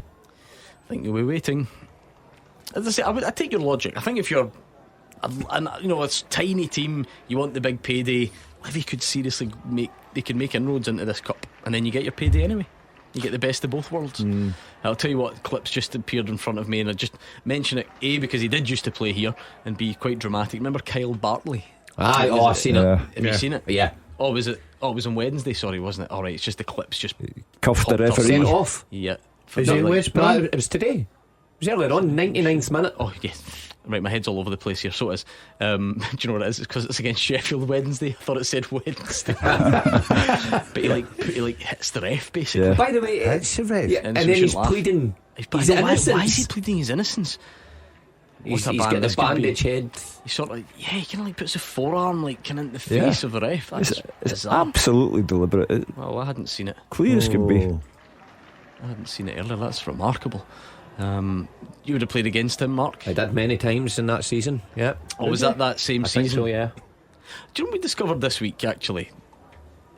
That two of the most prominent rivals in your career share a birthday. Who's that? Sasa Papac Right. and Daniel Kuzan. To them say, The guy that you bashed in the Same. face and the guy that ragdolled you. well, there And you to are. be fair, they There's share your you 6 vi- months each. Vice versa. Oh no, I Papic saw gets you for the Papic, first but 6 months Cousin easier. certainly got me back, didn't he? I'm right. sure it was posted on the same day. Ah, They right, both shared a okay. birthday. What are the chances? Well, mixed emotions of both of them. Yeah. Send out a couple of cards just on the. Did we always on the like to same keep day. in touch? It's a lovely wee triangle. Goal flashes with M&D Green Pharmacy. Dundee now 2-0 up against Airdrie. No shock there, and we do think this one is definitely Lyle Cameron. So all this talk about the pressure and the scrutiny, Easy. he's picked up where he left off before that injury during the week. Dundee 2, Airdrie 0. Lyle Cameron 25 minutes gone. I said that because you imagine how much on a high he is. And what do we all like to be when we go to our work on a high, things going well for you? So he would have approached that game today feeling on top So of can it. I tempt you to, even when he goes to Ibrox and stuff, you don't think there's an extra pressure there that he could be doing without? I still What don't happens see- if he's got Dundee nothing to draw lose. Rangers in the Cup, for example? Go to penalty kicks. And, well, I mean, Rangers need the Scottish Cup to avoid being trophyless. And he's playing against them. And he's through on goal, 6 yards out. Jack Butland's coming out to narrow the angle. Oh, the pressure. I might be wrong And with he's this. shouting to By the Jack, way, I'm going to the right. I watched remember the penalty shout Dundee United against Celtic and Zaluska and Boric Is he opposite already time. going? No, Willow Flood I'm sure yeah. missed the penalty and then he joined Celtic. I'm sure Charlie Nicholas did Charlie it Nicholas is a in famous the one, isn't final, yeah. In fact, 35 years ago, Charlie knew he was going back to Celtic. Aberdeen Celtic went to penalties, and Charlie stepped up and scored his penalty, no problem. Give us the question, Hugh, and we'll do some wrong answers. 6 Scotland internationals have played in the MLS since 2021. Name them. Okay, since 2021 is what's doing some of you out here because it's quite recent. So let me see if we can do some wrong ones. Cian Stark would like to throw in Sam Nicholson. Throw him back out. Throw him out. What are the other common wrong ones? David Kirwan has gone for Chris Cadden. No. He was there 2020, not 2021. So you have to just think a bit more recently. Greg Gardens wants to go again. It's the time. Definitely done him here. Sean Maloney. No. Kenny Miller. No. No, more recently than those. Okay. Sam Nicholson, incidentally, has not got any Scotland caps. So there we go. I'm still, honestly, my head's gone. Forget the football. The fact that you park in parent and child spaces without a child in your car. That's disgusting. That's the lowest of You're the right. low. I hate that. Well, Did I'm you not- have a proper argument with the fella?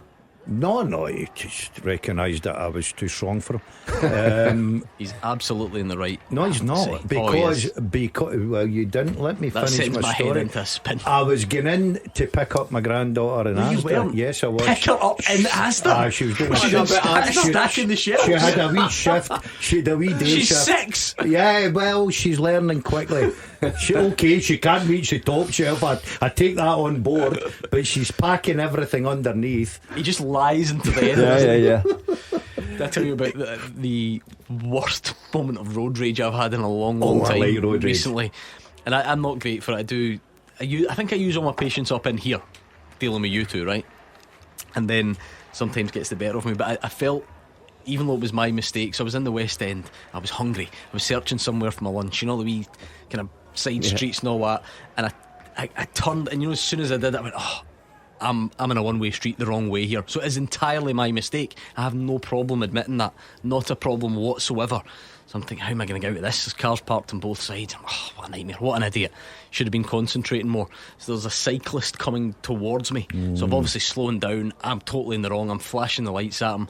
I hold my hands up and say, sorry, I'm giving it sorry, I'm sorry. And he's shouting, one way. And I'm going, I know, I'm flashing the light, hands up, I'm sorry, I'm feeling so stupid. See, when you get level with my car, he punched my wing mirror. Yes. Like drew his arm right back as far as he could, and full as hard as he could punched my wing mirror. I have not had head loss like that in easily 20 years. I can't even describe how I wanted to react to this. But obviously, he's on a bike, he's heading the other way. So as soon as he did it, he's gone. I'm stuck in a one-way street facing the wrong way. Honestly. That is out of order. No, he's not. Cyclist is in the right. Especially because I was so apologetic about the full thing. Those cyclists just don't care. But that's bad. Did you not do a scan of the block? Cruising round. I spent about an hour looking for him. Not sure what I'd done right enough. Exactly. Anyway. I know, imagine you caught him. And he was an absolute tank. No, he wasn't though. That was the thing that annoyed me. And he didn't have a helmet on, I'll tell you that. Oh. Safety first. Penalty Falkirk. What a game we've got. Fraser Wisher is right. First game of the day. Yeah. Keelan Adams followed by the goal scorer Logan Chalmers. Brad Spencer is going to take. Good player, Spencer. He is a good player. Very good player. Son of John Spencer. I can't believe I didn't know that until just earlier this season. You told me 2 months ago. I told him and he couldn't believe it. Yeah. There we go. Anyway, Brad Spencer to take. Maybe going to pull us level.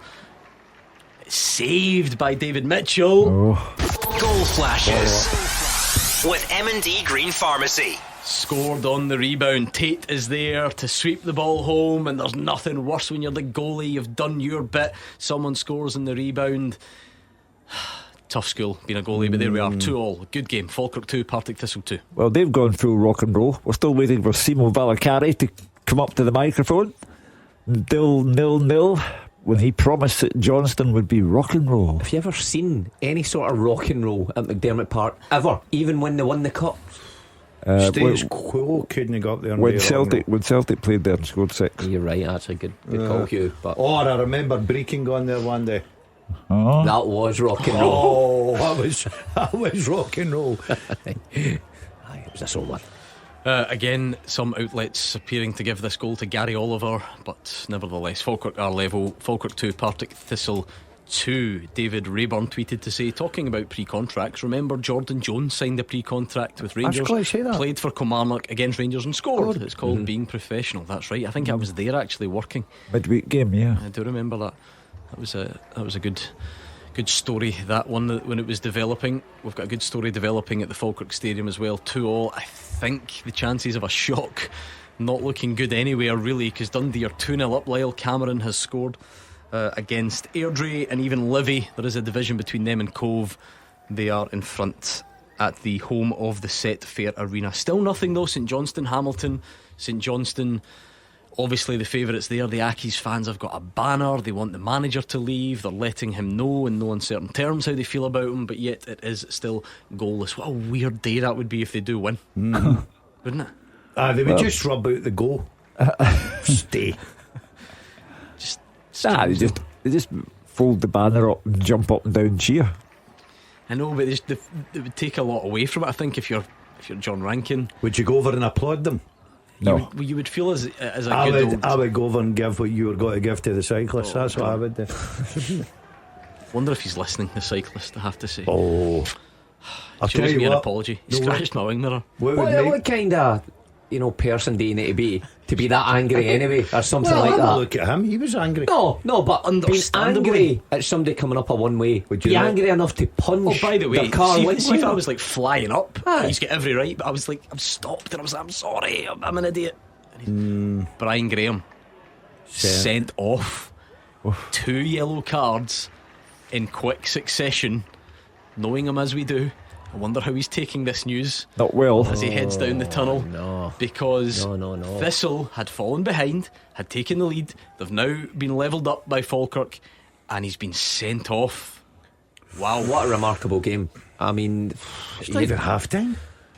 Brian will be obviously furious at himself for putting himself in that situation. Unless he feels hard done by. But he's giving a mouthful to the assistant ref on the way off, so I'm guessing he does feel hard done by. Chris Doolan's now been booked as well. You don't teach any discipline in that place. Team full of race cyclists. The under-18s are very disciplined. Yeah, they just lose goals for fun. They take late collapses on the chin, don't even bat an eyelid. It seems to be, I couldn't get in and be angry with them. Some game that, Hugh, got a bit of everything. Well, I mean, they're obviously polite boys, didn't want to stand in the way of the opposition. Gave them 3 goals in 6 minutes. This is a great game, because even that you throw the Scott Arfield factor in, returning, scoring with his first touch, the symbolic number on his back. Fraser Wishart was right when he said game of the day, so we'll keep an eye on that to see what else it could have in store. We're about 5 minutes away. By the way, I think this is the second time Thistle have been there to Falkirk and went down to 10 men. I'm sure earlier on the season as well they lost a man at Falkirk. I think who it was. I'll check that for you, don't you worry. In fact, that's a lie. We're not 5 minutes away from half time. We're a bit further out than that. 8. Still waiting at St Johnstone. Yeah, it's a funny one, that. You would think that everything that's going on with Hamilton Accies manager getting a little bit of criticism up there, that after the confidence of the last 3 wins, Motherwell twice, St Mirren last week away from home, you would think they would have been right out in the front foot, having a goal, getting that early lead, getting themselves into a comfortable position, but so far nothing. Yeah, so that Thistle incident, it was for the penalty. Brian Graham wasn't happy with the penalty, had words with the ref, then he fouled Luke Graham a minute later, and off you go. Do you know what I was thinking? So dissent as well. The night that Willie Collum came on this show, Brian was in. I wonder if he kept his number, but he's phoning him already. He was sitting in the dressing room trying to dial the number. Do you think the referee for dissent? That's he's giving the referee a mouthful. The referee's thought, is that right? Next tackle, boom, off you go. There must be a bit of that as well, you know, Hugh. Yeah. When you think if it's so close, if the 2 incidents are so close, human beings being what they are, he's thought, oh really? First chance I get, it started off such a good. He's already scored a goal. He's a big player for them, influential player.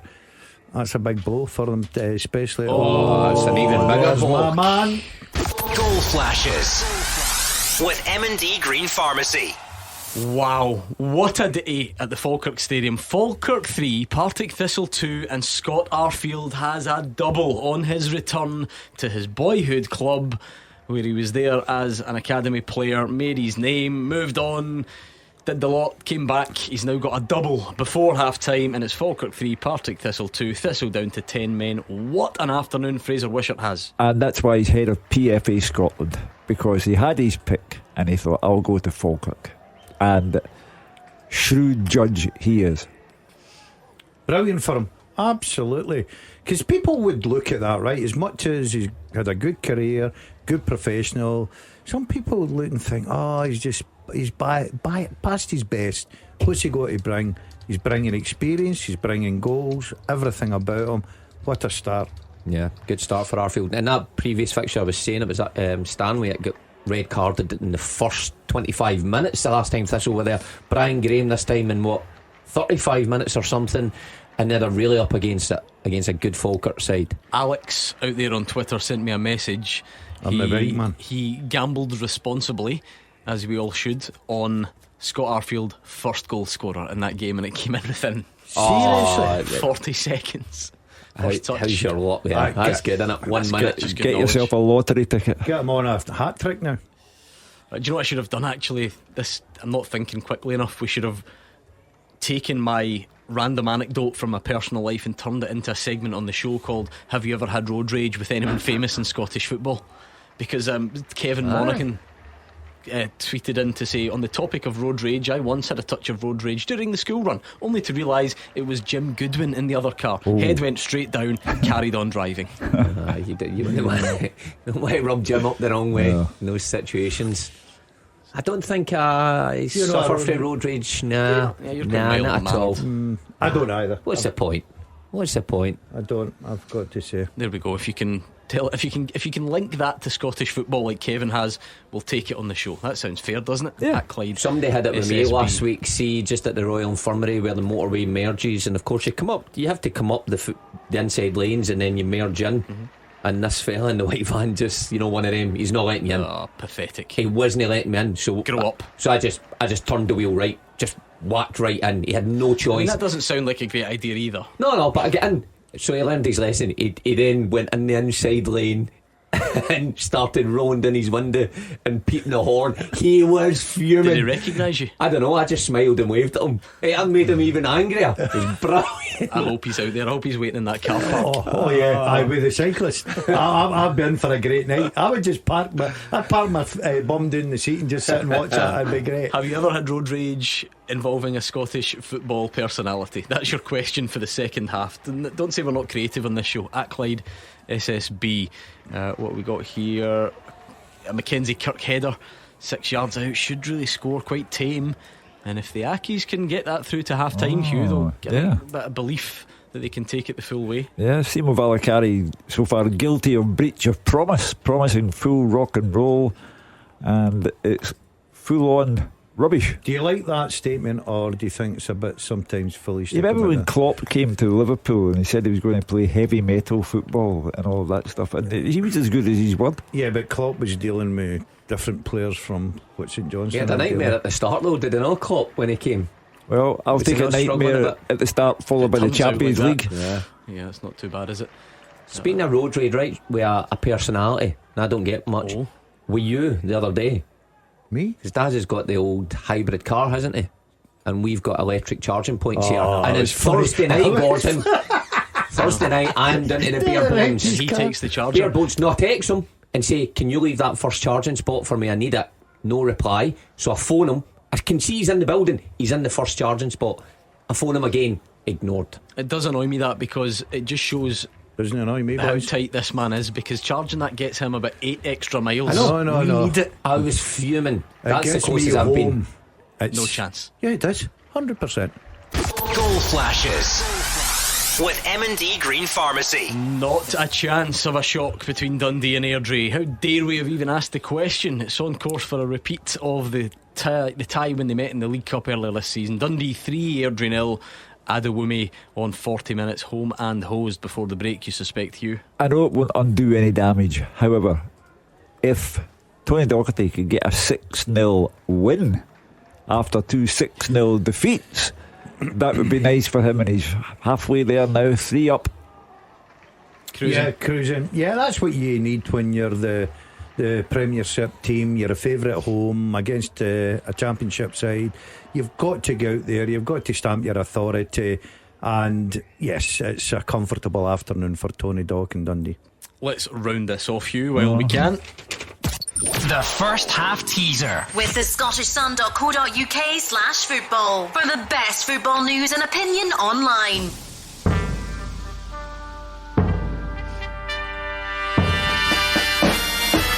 The 6 Scotland internationals who have played in the MLS since 2021 are Stuart Armstrong, Ryan Gold, Lewis Morgan, Stuart Findlay, Johnny Russell and Danny Wilson. Well done if you got them all. Which one did you miss, Stuart Finlay?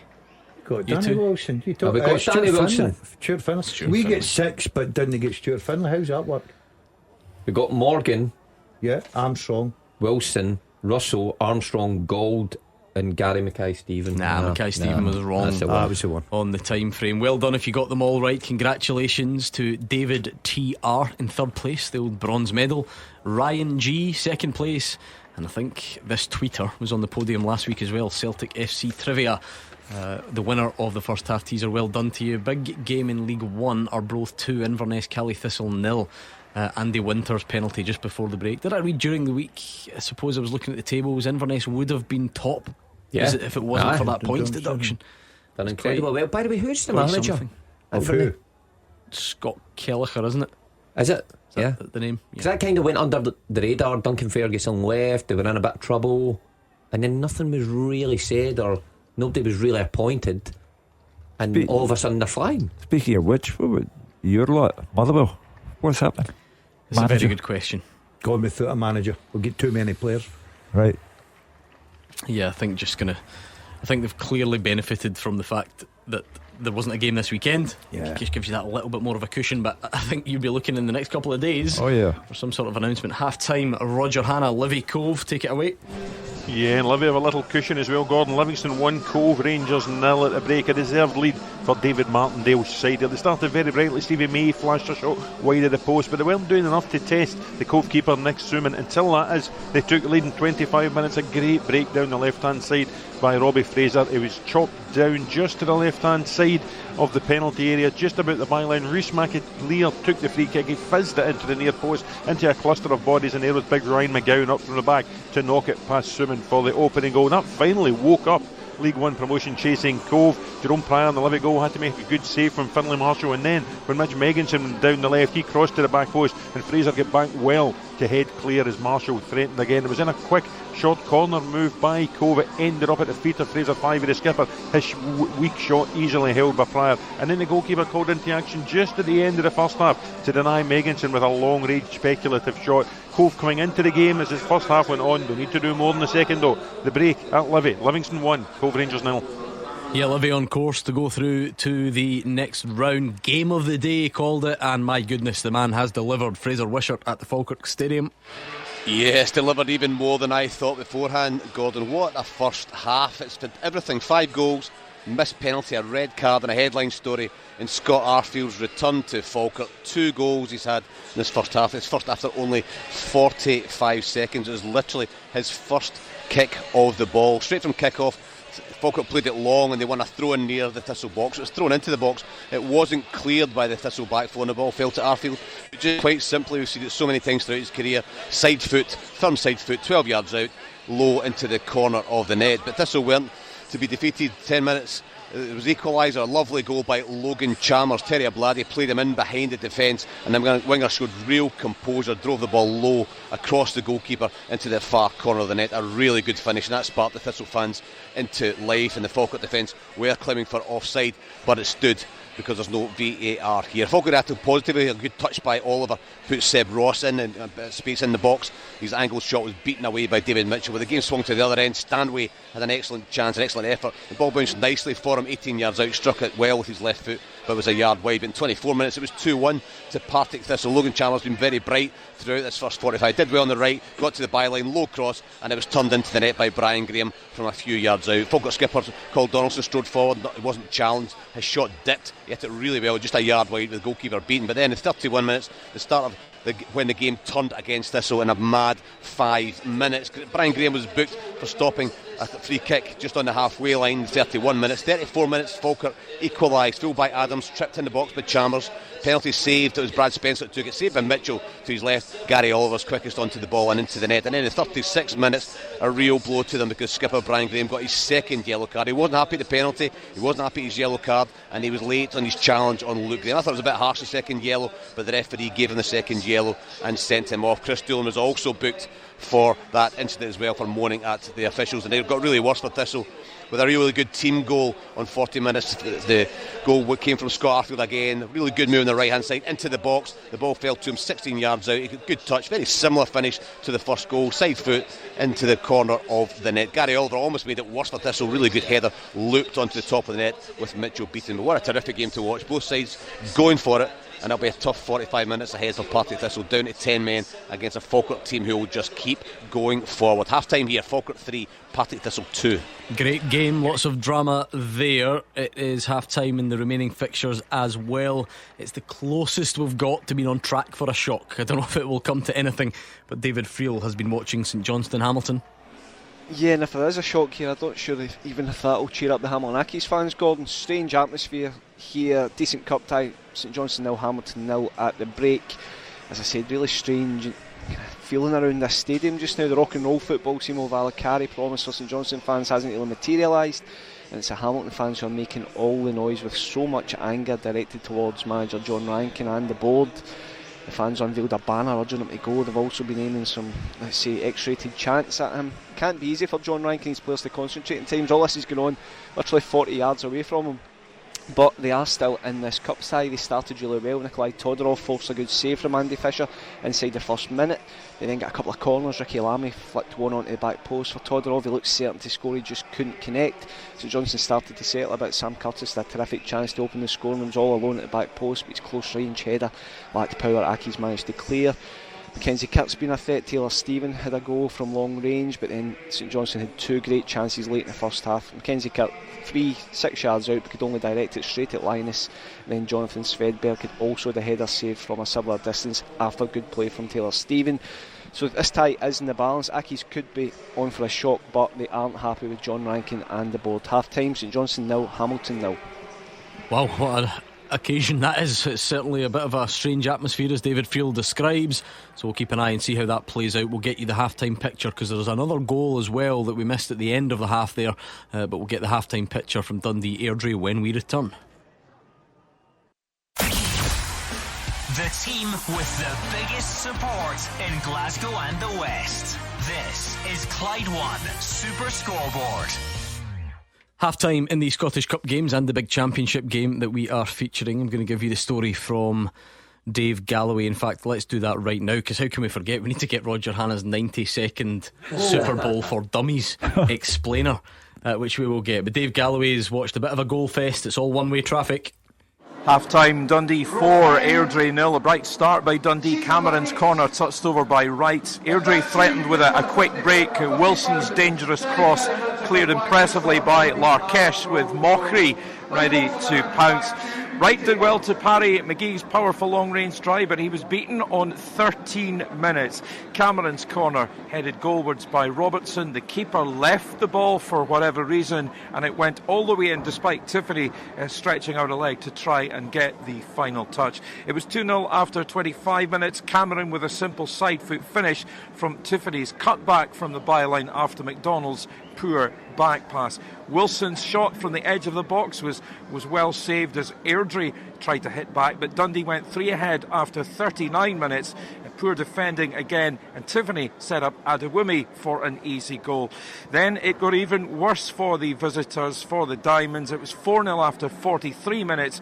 Airdrie trying to play out from the back. Murray was having none of it, pounced on the ball and squared unselfishly for Cameron, who was completely unmarked, and he had a tap in. It is all over at the interval. Dundee 4, Airdrie 0. What a game. Dave Galloway seeing all one-way traffic, though no shocks there, that's for sure, at Lyle Cameron, and showing no psychological ill effects of having his future sorted elsewhere with a couple of goals. Go on then, Roger Hanna. Gordon Dalziel is not having this Super Bowl nonsense. He doesn't understand it. You have 90 seconds max to explain everything that goes into it. You take it away. Here we go. The Kansas City Chiefs, they're chasing a historic three-peat tomorrow night. God, could become the first team in NFL history to win the Super Bowl in 3 successive seasons. They beat the Philadelphia Eagles 2 years ago. They beat the San Francisco 49ers in overtime last year, and now it's a rematch with the Eagles in New Orleans Superdome with a chance at unparalleled success. There's only 5 Chiefs playing in their 5th Super Bowl tomorrow. The quarterback Patrick Mahomes, the tight end Travis Kelce, he's the boyfriend of Taylor Swift, as you knows. The pass rusher Chris Jones, he's the boy you don't want to have road rage with.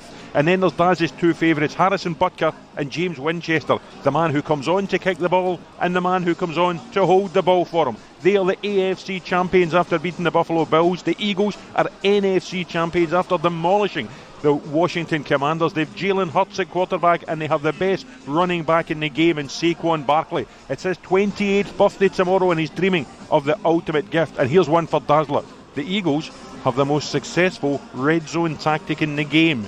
It's called the tush push. And the offensive line, that's the big fellas, shove Hurts over the line. It sounds simple, but it's virtually unstoppable. We have an 8-page pull-out in the Scottish Sun tomorrow. It starts at 11:30. You can get a lie-in on Monday morning, Daz. Don't go to the gym, because if you sit up, I think you'll see history. Saquon Barkley has been superb, but it's the Chiefs again with 3 points. Pat Mahomes MVP. Honestly, everything you needed to know. Every detail covered in there. It's worrying that he does that better than his match reports. That's the most sense he's ever spoken on this show. I do have worries though, Roger Hannah, of what you've just set in motion. The thought it gets to 2 a.m. tomorrow night, Gordon Dalziel, he's on the recliner, he gets out the phone and he types in the tush push. I have no idea what sort of returns that's going to bring up on Google, and we will leave it there because the second halves are coming up next. The Clyde One Super Scoreboard Podcast with Lucas Volvo. The full electric range is now available on Motability. Hey, with Mary Ups, Mary, tell us how that went. Yeah, came out real hungry. Had to be quick to save the last few. Bagels, that is. Warburton's protein thin bagels? Yeah, right. Kept my eye on the prize, as I knew we'd bring the heat later, in the toaster. How about the rest of the team, though? Yeah, great support from Cosa Manchego. Prosciutto played a blinder as well, so got pretty tasty out there at times. Sandwich of 2 halves, would you say? Yeah, 100%, and 8 grams of protein. Great result. Thank you, Mary. Thank you. The protein range from Warburton's, bakers, born and bred. On the CEO's Memo podcast this week, I've got a new Samsung Galaxy S25 and a new business idea. You see, Now Brief with Galaxy AI learns my interests and schedule to keep me one step ahead of my day, whether in traffic news, activity stats, diary updates, and new podcast episodes. and has just launched a new shed sharing app. Beaten to it. The new Galaxy S25. Buy now from participating retailers. Samsung account login and network connection required. The Clyde One Super Scoreboard Podcast With Lucas Land Rover. Looking to sell your Land Rover? Contact them today for a no-obligation quotation. The winning team all season long. This is Clyde One Super Scoreboard. Into the second half then of our 3 o'clock games. Gordon Dalziel, Mark Wilson and Hugh Keevins are in the studio. We've got the top team round the grounds, where our only hope, I think, Hugh Keevins, of a cup shock is that the Ackies can somehow take the lead in the second half, because Livy, they look comfortable, Dundee look extremely comfortable. So I think that's our only hope. Well, the rock and roll didn't turn up at St Johnstone, and there is every chance that John Rankin can confound the supporters who have kept up that barrage of abuse. Where he is concerned, they ought to have a wee look at themselves, I think, but they won't. So my thoughts are with John Rankin. I hope he does it in the second half and shuts them up. Can the Ackies do it, or are we on to a weekend where it's favourites only? Look, it's edging towards favourites only. It's so far going well for him, not in the fact that obviously he's got a band of supporters behind him giving him a lot of criticism, but you just got to concentrate what's ahead, and that's his players in the cup tie. I would imagine that St Johnstone managers had a few strong words in there. He's come out full of confidence, talking the talk. You've got to go out and perform, especially at your home. So I would look for a big response from St Johnstone second half. But I'm with you. Sometimes I like to go with the underdog. I like John. There's nothing better when you're getting that criticism and you can really turn round and, yeah, Hugh, that's it. That's the sign I'm looking for. Who knew that Fraser Wishart wasn't actually at game of the day, because it's Bonnie Rigrose 3, Peterhead 3 into the second half. Slanty pitch. Lee Curry shooting along the slope there. But anyway, let's get these second halves up and running. Clyde One Super Scoreboard Goal Flashes with M&D Green Pharmacy. Get your essential medicines and vaccines before you head off on holiday. And don't forget, we won't be too far away from team news at Celtic Park, so you can get your predictions in. Is it going to be a proper ripped up team with all sorts of reserve players or fringe players playing, or will there be a mix of both? How close will it be to the Bayern Munich team? We're getting a debut. We're almost certainly getting a debut for Sinisalo in goal, because Brendan Rodgers said as much. So we'll bring you the team news very soon. Celtic fans, give us a tweet when you hear it at Clyde SSB, and we'll take your phone calls, of course, at about 5 o'clock tonight. Simon Murray has had a close range effort saved after Scott Tiffany put the ball in. This could get really ugly for Airdrie. Well, as I said earlier on, Tony Docherty would love a 6. He's taken 2 6-0 defeats. He'd love a 6-0 win, I think. It won't compensate for the loss of 6 points to Hearts and to Celtic, but it'll make him feel better on a personal level, and they're certainly headed that way. I was going to say, I think you question everything when you're a manager that loses that amount of goals in consecutive weeks. So you're looking for the next fixture to be favourable for you, to give you every chance. A home one, of course, helps. But then when you see it's Airdrie at the bottom of the Championship, that certainly helps. But your team's still got to go out and perform well, and they've done that this afternoon, so feel much better about himself. Yeah, I think at 3 o'clock, I don't know if he'll be looking at how many they've got to score. He'll be just looking, getting himself into next round of the Scottish Cup. That was important for him, especially after the 2 games that the boys have highlighted there. And they're doing it in style, and it gives them a wee opportunity to maybe try 1 or 2 things now. The game's put to bed. I'm sure he'll be looking for a lot more goals in the second half. You're talking there about that lad Simon Murray. I'm waiting for him to go on the goal scoring sheet. But so far, good performance with Dundee. I wonder though, if Dundee are actually the exact opponent you want to face, not just because they're bottom of the Championship, Mark, but we've been through this many times, this notion of sort of playing the same way and sticking to the principles and playing out from the back. And I generally am a bit of a defender of it, but naturally when you're Dundee, you're the better team, you're streetwise, you're well coached, you'll know that they're not that good at it, otherwise they wouldn't be bottom of the Championship. And you just go and hunt them down. Some of the goals that Dundee have scored and Airdrie have conceded today have been so soft. I'm the same as yourself, Gordon. I like the idea of it, but sometimes you've just got to be a wee bit more practical when you're playing against these teams. And you're right, these players are clever. Tony Docherty's a very good coach that's coached for a long time, so he understands how to set traps, and Airdrie on a couple of occasions have fell right into that. So if you're a Dundee player, brilliant, because you've got a chance of nicking the ball at the top end of the pitch. They've done that. For Airdrie, well, look, it's brave playing that way, but sometimes you need to change. Yeah, I know what you're saying. I'm all for it. Sometimes it's not a case of brave, sometimes it's a case of foolish. You've got to pick your moments. Of course there's times to play to the right back and play across the back line and go out the other side. Everybody loves to do it, but you see the top teams doing it. They're doing it because they've got top players. Some players aren't comfortable at that level, and you see with the goals that Airdrie are conceding this afternoon, but that's a manager's choice. He wants to play that way. Look, to be honest with you, even if they kicked the ball up the park and tried to win the second ball, they would lose anyway. I still think they'd lose, yes. So that is the counter argument, of course. Right, Hugh, let's do this. The second half teaser with the scottishsun.co.uk/football for the best football news and opinion online.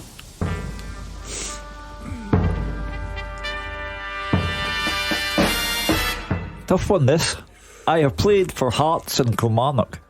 I've been managed by Jim Duffy and Derek Adams. I've also been capped for Scotland. Who am I? Played for Hearts and Kilmarnock, managed by Jim Duffy and Derek Adams, and been capped for Scotland. Who am I? Wow, not a lot in there, but we have to try and make them hard. You lot are unbelievable at these. I don't, in the nicest way possible, understand how your minds work, because you're so fast. I could not do that the way you do. You piece it all together so quickly. It's really impressive. So get thinking, please, and fire over a tweet at Clyde SSB when you think you know the answer. The great thing about the Who Am I, it's just one name. Throw anything out there, see if it sticks, and we'll announce the winners as the show goes on. As usual, I will help you along the way. If we need to get some wrong answers out there or explain anything a bit further, we can do. But give us a guess at Clyde SSB.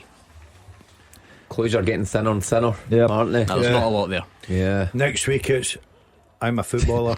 Just who am I? I've got a right foot and a left foot. Have a guess. Nothing at all jumping out. I think he's ruined it, hasn't he? Because if he gets it right, he's cheeky. It was good. I would play along every week, and it would take me the full second half to even get near it with all the clues. But you've just ruined it. The clues are minimal now.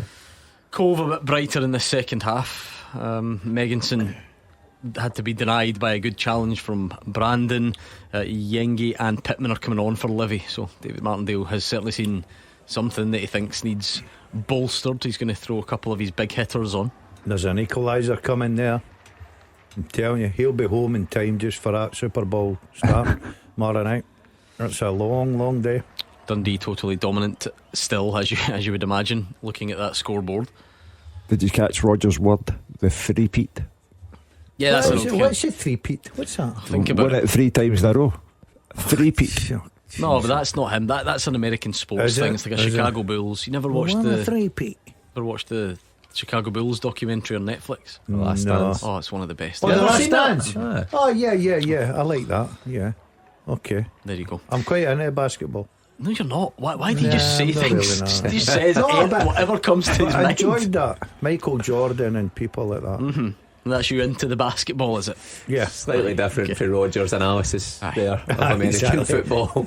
I'm into the basketball. Michael Jordan and that. I was sitting beside the man who owns the team in East Kilbride, the Gladiators, yes. So he invited me to the basketball to be his guest, and he's the owner. So you should go. I'm waiting for the hospitality there. Yeah. Does ones at the Emirates still play? No, that's now that sort of version of it now. Oh, is it? So you're thinking like there used to be the Rocks. The Rocks. I went to see. Oh, it was good. The Rocks was good. Roger Hanna quite rightly pointing out you had a three-peat at the altar. That's the way to think about it. Yeah. Anyway, at Clyde SSB, if you want to stay in touch, remember that segment about road rage with Scottish football personalities? That's it. It's over. No one said anything other than Jim Goodwin. I think we're done. I don't think we've got any more. So Kevin Monaghan, you're the only contributor. Well done. Surely they must have a bit. I know. Have you ever road raged with nice people out there, Mark? With a Scottish football personality? It's not taken off. Sean McGinty, header wide.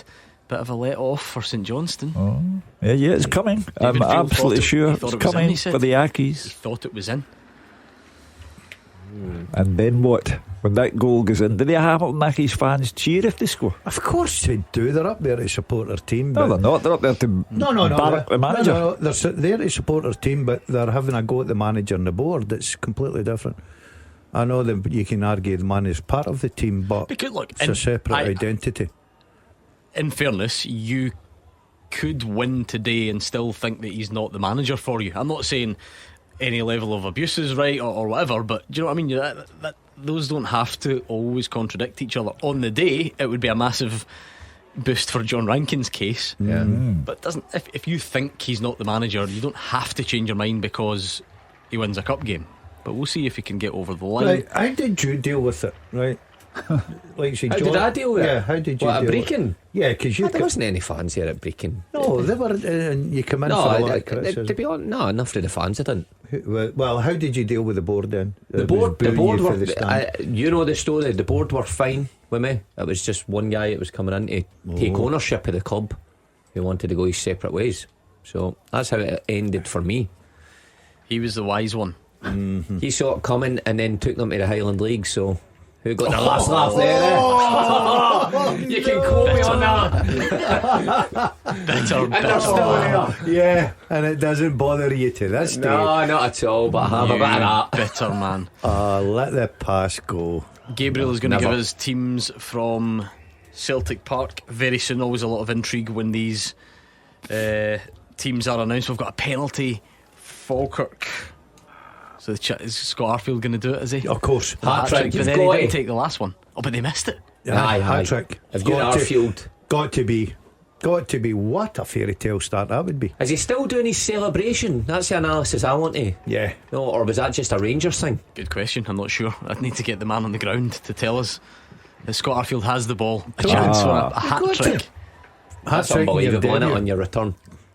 He's not played since Boxing Day though as well, and he's 36. See if you score that, you just turn around, you look at the bench and say, "Sub me." Yeah, because then he'll get the standing ovation. Yeah, you're in behind the wall Straight early. round. That's what I was going to say. The wall, hole in the wall or something, is it? A hole in the wall. Is it behind the wall? I don't know. It is behind the wall. Behind the wall. Hole in the wall is a bank, isn't it? Is that just my thinking? Scott Arfield for the hat-trick on his return to Falkirk. Goal flashes with M&D Green Pharmacy. I'm just thinking, when I don't think it is Roger Hannah, he's taking Monday off because of the Super Bowl, but whoever's here on Monday and Andy Halliday have their thought about man of the weekend, it's going to be tough to see beyond Scott Arfield. Oh yeah, Talk sure. about, we love a little fairy tale in football, nice story, everything aligning. He's come back to Falkirk and scored a hat-trick on his debut, Hugh Keevins. Unless Raith Rovers beat Celtic, of course. That is true. Then Gordon Dalziel will no longer be the most famous Raith Rovers team. And it's not going to happen. But seriously though, it's a great story, isn't it? Not that you and your Partick Thistle colleagues will agree. Not at all, of course. I saw one for Thistle, but for Arfield and Falkirk, you're never guaranteed success, are you? If you bring someone back to the club, even of the quality of Arfield. Might take them some games to get up and running. Might actually take them some games to get back in the team. But I was surprised John McGlynn started him. Scores after a minute, hat-trick before the hour mark. That is some debut. I tell you who's no man of the weekend. Did you see Rodgers taking Monday off because of Super Bowl?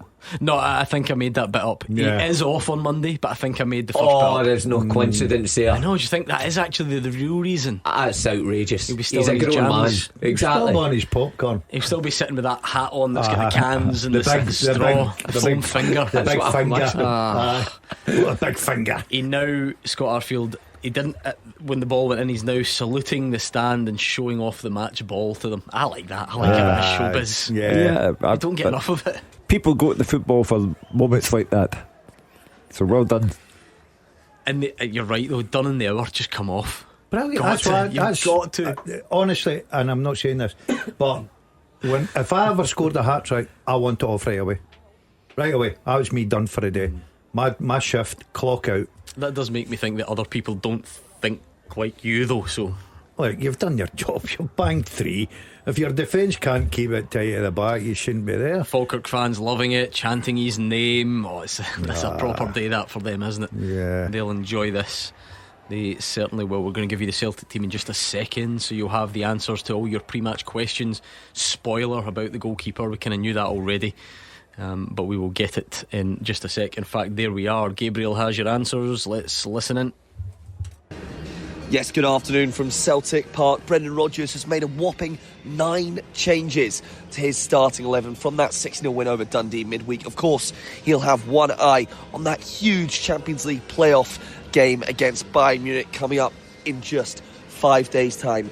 Only captain Callum McGregor and Dyson Maeda keep their place in the starting 11. Viljami Sinisalo, the 23-year-old goalkeeper, makes his first appearance since his move from Aston Villa in the summer, and Dane Murray is making his first start for the club this campaign as well. So the team is as follows. It's Sinisalo in goal, a defence of Tony Ralston, Dane Murray, Liam Scales and new signing Jeffrey Schlupp. It'll be McGregor in midfield with Luke McCowan and Paolo Bernardo, Nicholas Kuhn and Yang out wide, Maeda through the middle. Substitutes: Bain, Taylor, Jota, Ida, Nawrocki, Kenny, Engels and Hatate. What do you make of it, Mark Wilson? Not surprised that he's made so many changes. That's what we were touching on earlier. Where do you stop with all the changes? Because Alistair Johnson, Carter Vickers are essential as well. So Ralston and Murray, Hugh, you called it. Well done. Midfield, not surprised. I think you need your captain still there for just that bit of safety. McKinnon Bernardo always plays. He always plays. Wee bit surprised, and probably the guys will be the same. That's Maeda through the middle and not Kenny. Well, of course, Maeda's can't play, so I'm not surprised. I'll take that back. Take it all back. I said, and I had the argument, Jota, I know everybody's saying get him up to speed. It's too big a risk. You can get the game, killed off and get him on for 20-30 minutes. That's over the 3 games, plenty of time. He's in for a Bayern Munich game. I had absolutely no chance that Jota was starting that game this afternoon. Well, you go back to Falkirk League Cup, all the changes that Brendan Rodgers made, and then with 2-1 down with an hour gone, and had to rely on Nicholas Kuhn to save the day and keep Celtic in the competition. The back four would not fill me with confidence. The goalkeeper has not had 1 minute of game time in a Celtic jersey. Midfield, fine. Bernardo, McKinnon, McGregor. Kuhn will certainly terrorise Wraith Rovers, as will Daisen Maeda, but it's not a team to bring you an overwhelming victory. Just a beginning. I know what Hugh means, because Brendan Rodgers is the one that said he made too many changes against Falkirk, and it can happen, but I mean, there are still levels, aren't there? The goalie might not have played. He's a Finland international that Wraith could never ever get. The same as left back plays in the Premier League. Them all won the Premier League. Scales has been a big figure for them. That Falkirk team who went, they were good. I'm not saying, I don't mean to be critical to Wraith, but that Falkirk team had a real bit about them that they can do that, and they played the good style and so on. But anyway, it will be. I think you're right with that. Take the opposition into consideration. Wraith are sitting 7th in the Championship, very competitive Championship. Had to change their manager. Barry Robson, okay, get a wee upturn on them, but I think it's the right team. I really do. The players there, although they're not regulars, they are still of a certain quality that I think they'll win the season. Middle of front, they're far too strong. I think they'll win it comfortably. I really do. Celtic fans, feel free to tweet us your thoughts on that team. Who are you looking forward to seeing? Is that the lineup you would have gone for? How do you think Jota will be used today? Does he still get on and get a decent amount of game time, because he is still trying to get up to speed, or is it proper cotton wool time? How can that apply to someone who needs minutes? It's quite a predicament. Let us know how you think he will be used at Clyde SSB. Send us over a tweet. We've got some lower league games as well. Montrose 1, Alloa 2, Annan 1, Dumbarton 1. Dumbarton have just equalised there. Remind us of your teaser, Hugh, because I think it's a difficult one. Yeah, I have played for Hearts and Kilmarnock. I have been managed by Jim Duffy and Derek Adams. I've also been capped for Scotland. Who am I? Connor Patterson would like to suggest Gary Locke. No. Craig Graham would like to suggest, and I knew people would go for this because of the first two teams, Kevin Kyle. No. Okay. You on to anything, Mark Wilson, Gordon DL, do you think? It's not him, is it, Hugh? No. No. Right. Nope. I'm trying to guess is wrong. Have we tweeted the question out, the who am I? If we haven't, let's get on that, and you can reply there, and you can have a look at the question if you need to see it written down. Dazzler's writing it down right now. I don't think it is. No. Oh, who was that one? Cammy Bell. Friend of the show. Yeah.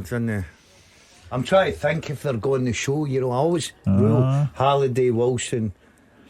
Ooh, I get off with one last night. Jiggy would like to throw in Ryan Hardy. No Scotland. You got off with one last night. What'd you do? What, Halliday? Did you make a prediction? The teaser. Full-time teaser.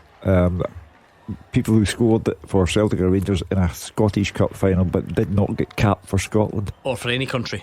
And then it came to me. Andy Halliday. Can you imagine if we had failed to get that one? Because I was trying to lead them away from it, because most of the answers you're looking at, well, why might you not be capped? Because it's quite a hard team to get capped for. So, like, you know, Gary Hooper was a good player, just not good enough for England. Nacho Novo, same Spain. Lorenzo Amoruso, Italy, and so on. But they hadn't for a long time got Andy Halliday, and he might get capped before the end of the season. You never know, just in case. I think you're safe. Think so? Yeah. Aye, good. Airdrie have hit the bar. Ooh. Come back on. No? Anyone? 4-0 down against Dundee. As we said, keep having a look at St Johnstone Accies. It's the only one. It's about as close as we can get. It's goalless. That's it. But it does mean, of course, that it might get nervy for St Johnstone. The Accies will grow in belief. They've put on Ollie Shaw for an attacking presence, but St Johnstone are now pressing. So they will try and put their foot to the floor, try and go through. They don't want any drama, particularly at home. Graham Carey's come on for Svedberg as well. We know Graham Carey's delivery and so on can be dangerous. Well, the American owner of the club was in Perth for a few days, and we're talking about changes at the club, all manner of changes, and it wouldn't be very good if in the midst of all that futuristic talk you get dumped out the Scottish Cup. 3 Thistle subs. I'm not sure they'll be delighted to come and play a part because they're trailing and they're down to 10 men. But Megwa, Stanway, and Martin off, Turner, Fitzpatrick, and Crawford on for the Jags. What's that? Is that just try to keep the score at a reasonable? Because you know those players, I don't really know where they play. So, sorry, who came on there? Megwa, Stanway, and Martin, Turner, Fitzpatrick, and Crawford. Okay, so like for like, yeah, right back and 2 centre midfielders off. Yeah, not too much in that. Just trying to see I don't think they'll be able to threaten Falkirk in the closing stages, but you never know. So we'll keep an eye on it. So it's a real tricky one, that, because as much as you want to try and get back in it and put a little bit of pressure on Falkirk, you do know, especially the way Partick are going and a little bit of criticism thrown Chris Doolan's way, you don't want a severe doing. That's the problem. Simon Murray now hits the bar as Dundee search for a fifth. We're reflecting on that Celtic team news. Celtic fans, why not send us a tweet? What did you make of it? Is it the right team? Surely, and I know we can all have a laugh, but surely Yang can do something against a team from the Championship and the bottom half of the Championship. Surely maybe even go past a player. Go past a player. Hugh, again, I know he's not your favourite, but like Gordon says, his levels to it must be of a level that Brendan Rodgers thinks there is something there. Big chance. Hamilton Accies, Ollie Shaw's clean through and it is saved. That would be a huge moment in the Scottish Cup. They will be nervous there at McDermott Park when it starts going that way. It's in the balance and you start conceding chances like that, then John Rankin will be delighted. Even if his team does go out, I'm sure he'll be happy with the performance. Well, there's a new face in the Celtic team, the new goalkeeper. He's not so new anymore, but he's not played yet. Sinisalo in for the rested, would we call him, slightly injured Kasper Schmeichel. Here's what the manager had to say on the change in goal. He's a great boy, and that's always a challenge. You come in here, but he's known that having been at Villa and then investing his time playing down in England with Exeter, and he knew then coming into here he's got a real top class goalkeeper to learn from. So sometimes you have to invest your time into learning, and but we took him in. We'd seen him play. He's obviously represented Finland as well. Very, very talented young goalkeeper has come in, been patient, understands the role at this point. So it's really nice for him now to get that opportunity. So I've seen him at pre-season, I've seen him throughout the season since, and I've got no doubts. It's just the way of it, Mark. That's when goalies get their opportunity. I don't quote me on this, but I think, was there not one of those previous cup games, maybe it was Falkirk, I don't think he was available. I think there was a game that I wondered if he would make his debut and he wasn't actually available. This one, it's kind of fallen into the lap, so you just have to wait your chance. You do. If you're a number 2 goalie, especially a young one, then with one more experience in front of you, yeah, of course. And Brendan Rodgers makes a good point there. Sometimes you need to invest your time in learning. He's certainly had to do that off a very good goalkeeper. The problem is for Sinisalo that there is no football for him underneath first team football. In days gone by, you would go and see him in a reserve game or something like that and give him plenty of game time there just to keep him ticking along, but there is none. It's just training for him. So big afternoon for him. I don't think anyway he'll see much action, or he shouldn't see much action, but you need to see him somewhere along the line, and with Schmeichel maybe carrying something, it's the right decision. If it's the Brendan Rodgers mould, Brendan Rodgers is getting fed up with young players who think they should be in the team before they're ready to be in the team, and that's why I think the like of Daniel Cummings has been put out of the Champions League squad now, having been in it and having had experience there. But Celtic turned down £500,000 from West Ham, and Cummings appears to be keen to get out the club, and that doesn't suit Brendan Rodgers, because if you don't play, then okay, and if you don't have the patience to wait and see if you can be a full-time player in the first team at Celtic, then he's got no time for you either. So Sinisalo has come, not been fazed by Kasper Schmeichel playing in every game, in every competition, and now today the manager says he will make it at Celtic. So now today the fans get their first look at him. He's probably just getting his taste of it, because you'd imagine that game Celtic will dominate most of the possession. So it's a good opportunity. Give them the taste of the atmosphere, everything about it. Getting out there, working with the back four in front of a big crowd. I can't expect Raith Rovers creating too much. Could be wrong, but it's a great situation to give the lad a game. Big day for Dane Murray. Starting 3 years after he last played in a Celtic jersey, got some minutes against Aston Villa, was casual, lackadaisical, gave away the ball that led to Villa's fourth goal. So today he has to be alive and alert. Well, he should be able to play at that level, Hugh. And I'm saying no disrespect. He has played at that level though. Yeah. He's been on one at Queen's Park he's played against Raith many times. Yeah, so playing with better players round about you as well. You sure Daniel Cummings is not in the European squad? I'd heard he was put out of it. Because I wonder if he's on that, because he'll be in the B list anyway as the homegrown ones. I thought it was Valle, Welsh, Kyogo obviously, and one other. Who would it be? Obviously they left. Why can't I remember? Kyogo, Palma, Valle and Welsh I think were the four. Yeah. I thought Cummings would have been on that B list with the homegrown types. But anyway, Scott Arfield has been subbed 72 minutes, standing ovation. It's a job well done, isn't it? Well, thank goodness for that, from a Thistle point of view, because he was running riot. What an afternoon for him. Well, he got off to a perfect start. 1 minute on the clock, just breeds confidence, and that's what he's got plenty of. It is a great story, Hugh. I think we might have to do the unthinkable here and give another an extra clue. I don't think we've got any correct answers on that teaser. Here is my clue. I don't know if it's going to help you much, so read what we've got so far. I have played for Hearts and the Kilmarnock. I have been managed by Jim Duffy and Derek Adams. I've also been capped for Scotland. Who am I? I would say here are your extra clues. He's played for Scotland once, just one time, a one cap wonder, and in total has played for 9 different Scottish teams. Never played outside Scotland. Okay, so never played outside Scotland, 9 Scottish teams and only 1 cap. Happy with that? Okay. Yep. At Clyde SSB, great chance for St Johnstone there. Roger Hanna's now got it with that clue, but if it took him that long, then we're all in trouble. Goal flashes with M&D Green Pharmacy. Speaking of trouble, Falkirk 5, Partick Thistle 2, and it's Leon McCann getting in on the goal scoring action. Still with 15 minutes to go, Thistle are down to 10 men, but it's threatening to get a bit ugly for the Jags. Falkirk 5-2 up. Bad day at the office, I think we could say, Mark. I think so, and once it looked promising, Hugh, when they turned it around and they were leading 2-1, but quickly falling apart.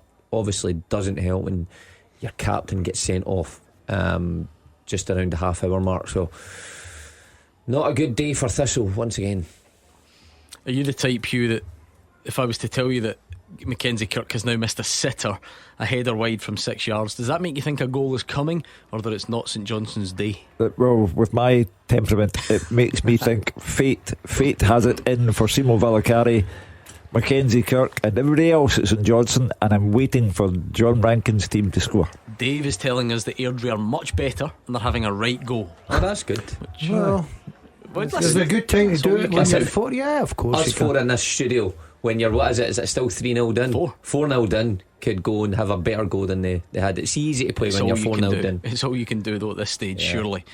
Right, keep the guesses coming. Come on, let's see if we get more at Clyde SSB. We gave you the clues already. We added on, he's played for 9 Scottish teams, 1 Scotland cap, no other changes. No other Scottish teams, sorry. No other teams outside of Scotland.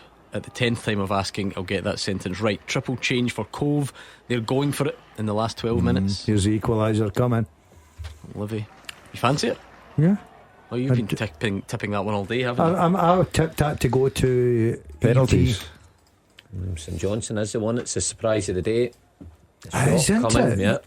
You know, you can see a sting in the tail there. A late Hamilton goal. I think if it goes to, it's one of these ones, if it goes to extra time, Mark, I think they'll run out comfortably. But here, that's one of my main footballing pet hates, if I'm being honest. See when a game goes to extra time, nothing happens, and then the big team goes and scores twice at the start of it, and you think, what's the point? I think there should be the option to just get the white flag out at that point. Penalties. Just Just end it then. Just spare everybody the next 25 minutes of extra time. So when are you putting the white flag out at 2? Whenever you want. You get to raise it. Right, okay, time. sorry. So the team that's conceded 2 can just say, let's go up the road. I'd be like 1. I'm not being entirely serious, but it's just annoying. You sit through that and then you're hoping for the drama either of a shock or you're going to penalties. What was it? Was it not the Trust Trophy a couple of weeks ago when East Kilbride played Queen's Park? Yeah, 6-2 it ended up or something. It went to extra time though. It was 2-all. East Kilbride were doing great, and then within minutes, waste of time. Come on, up the road. Be done with it all. Right, what have we got here? Annan 2, Dumbarton 1. Willie Gibson still going strong. Willie Gibson penalty. It's amazing wage is Willie Gibson now. Well, he played 40, against his 39. son, didn't he? 40. Putting you at shame, Mark Wilson. Certainly is. Presumably has functioning knees, which tends to help. He is 40 indeed. Yep. Good on him for still getting it there. Can't see him getting married at his age. But he's been about. Hold on a minute. Coming through the guy 3 times married. When was your second marriage? Actually, that's a good question. When was all your 3 marriages? What ages? Must we? Hurry up, answer this quickly. I don't know. Oh, he's not going to know. But before 40, I'd assume. I was 2 before and 1 after. What, 2? Yeah. I went before 40. I went for a late one to see if I could salvage it. Willie Gibson though, Alan Troughton, I've told you he's the man. Is he still scoring? He scored again. Spartans 0, East Fife 1. Alan Troughton from the penalty spot. Just an absolute goal machine. And 39 years of age. We've got the Wraith. Oh, we've got a goal at Livingston. Goal flashes with M&D Green Pharmacy. Roger Hanna says, tell Gordon DL to ram his extra time. It's Livingston 2, Cove 0. Tete Yengi. Cove couldn't clear the corner. There will be no shock there, you wouldn't imagine. The low ball into the corner of the net, and Livy have already knocked out Premiership opposition in Ross County. They've done in League 1 opposition in Cove by the looks of it, and on they go. And now they hope for Celtic or Rangers in the draw. I'm telling you, get never, the dough. Never. 12 to go here, says David Friel. Extra time's looming for him. McDermott Park. That's a hard one up there. Cold press box as well. How bad is it though when the manager comes out with a statement like that and you're served up the dross that the St Johnstone fans will be watching at the minute? You're thinking, where is the rock and roll? Right, what else have we got coming in? No other goals to tell you about currently. We gave you some extra clues on that teaser. It certainly helped Roger Hanna. It didn't help these two in the studio. I'm not getting that at all. Let's see if it helps anyone else out there. Let me flick through these answers again. Remind us, Hugh. I have played for Hearts and Kilmarnock. I've been managed by Jim Duffy and Derek Adams. I have also been capped for Scotland. Who am I? And we added on 1 Scotland cap, 9 Scottish clubs, never played outside Scotland. Don't get me wrong, some of these answers will have been prior to those extra clues, so don't laugh at them. But John O'Connor thought it might have been Stephen Naismith before that. No. Kyle thought Gary Mackay-Stephen. You two said that, didn't you? Jay wants to suggest Christophe Berra. Nope. Jamie Dock says Stephen Dobie. Mick says Don Cowie. No. Joseph says Andy Webster. And on we go. Those are all the ones I was thinking of. I'm going down that route. That's already been said. That's it. Gary one of the first ones. Gary Locke was the first incorrect answer that we did. This guy's not been tuned in today. Hold on a minute. This guy's not been tuned in for the last decade. Who said that? I read it out. It was the first wrong one. Goal flashes with M&D Green Pharmacy. We do have a late goal in the Scottish Cup, but it comes at Livy. Just to add a bit of gloss, Tete Yengi, a quick fire double for him. Livingston 3, Cove Rangers 0. Easy in the end, Hugh. Yeah. I mean, just Davy and Livy doing their work. You know, playing a team from a lower division. They're very much in the mix for promotion to the Premiership, and they're getting the work done properly.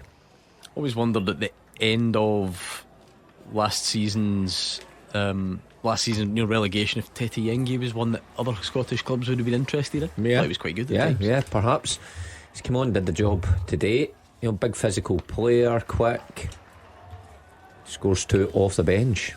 Can't argue with that. There's a tweet from Lumos that I quite like. Remember we were talking earlier about if you've ever had road rage with a Scottish football personality. Lumos tongue-in-cheek with this one, just referencing a now famous Scottish football anecdote. He says, it's not really road rage, but I met Clement in the Clyde Tunnel during a traffic jam, and although I'm a Celtic fan, I thanked him for coming to Scotland.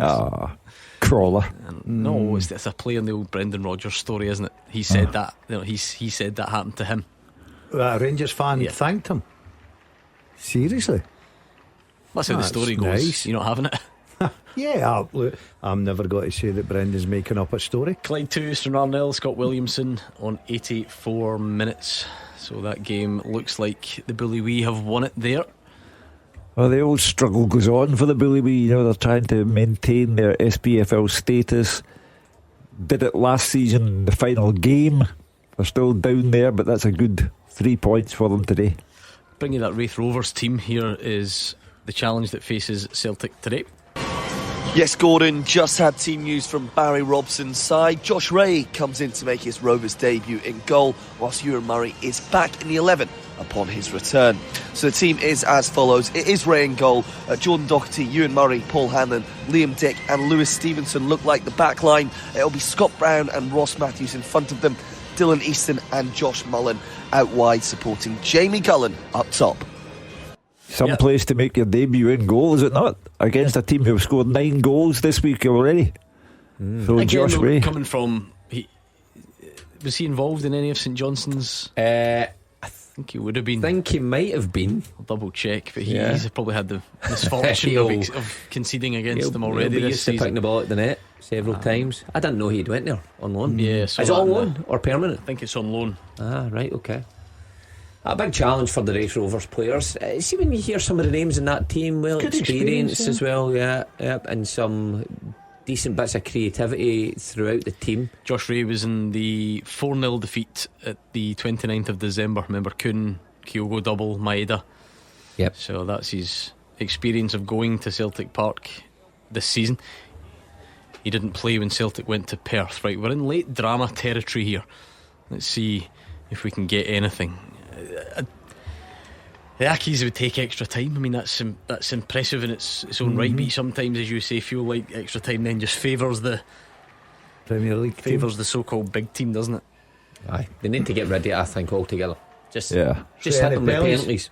Aye, so I would think so. When we have so much football now, extra time has become an anachronism. Just do away with it. Exactly, because what you're trying to get at, you've had 90 minutes of both teams, even if they're evenly matched or if there is a mismatch here. Why reward them with another 30? I don't disagree. I just, realistically, if we are a bit longer in this in England, I've only just done away with replays. It seems quite unrealistic that you then rip up the next bit so quickly.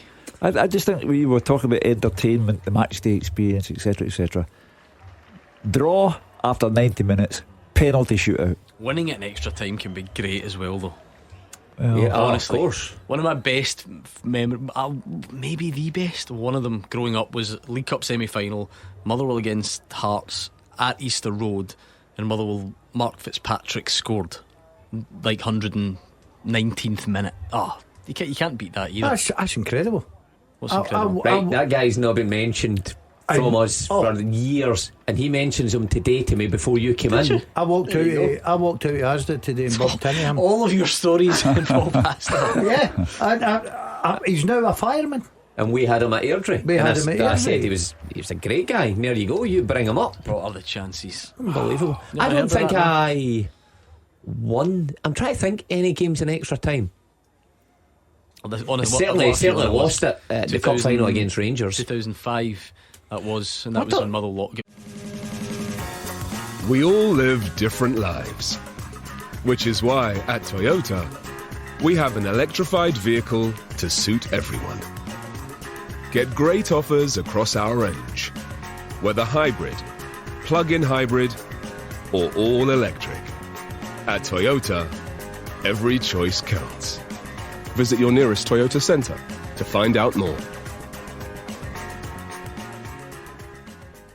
I don't think I won any. I did win one. I beat Rangers in the cup final actually in extra time. That was great. Exactly. Don't think I did. Hold on a minute. I think I did. You can see it both ways. Montrose 2, Alloa 2. Owen Sturton, he's on loan from Dundee United, isn't he? He scored for Dundee United earlier this season. Well, he did. Was he not one of the youngest or something? Say 17 years ago or something like that. Gone to Montrose and scored a vital equaliser there. Are we getting any late drama in Perth? That is the question. Joe Shaughnessy's return for Dundee. He's been out the team since April with an ACL injury, so that'll be a welcome return. A long road that for players when they're out. Lonely place. Well done for getting back. Ideal 10 months. That's quite. Yep, if it all goes well, that is. That's a very long time. Kirk and Griffith off for St Johnstone. Clark coming on. Well, there's your danger right away, Nicky Clark. I was going to say, you think you might have put him on earlier. Yeah. They do it, to be fair though, they actually have options though on paper, don't they, when you look at, Kirk's the one who's come off. He's your best bet really of a goal at the moment. But they've got options because it's Nicky Clark and Adama Sidibe who come on at this stage of a cup tie that you need to go and try and. That's a man planning for extra time. I would think so, Hugh, yeah. You definitely want to try and wrap it up before. I did say the competition that you never knew was going on was for game of the day between Falkirk Thistle and Bonnie Rigrose Peterhead, because Peterhead have now gone 4-3 up Cammy Smith into the closing stages of that one. No, Sidibe and Nicky Clark, you are definitely planning for extra time. Yeah, Simo Valakari knows it. How long ago? Oh, it must be nearly done, isn't it? Nearly done. Let's round off the teaser actually, because those clues have helped. Right. The second half teaser with the scottishsun.co.uk/football for the best football news and opinion online.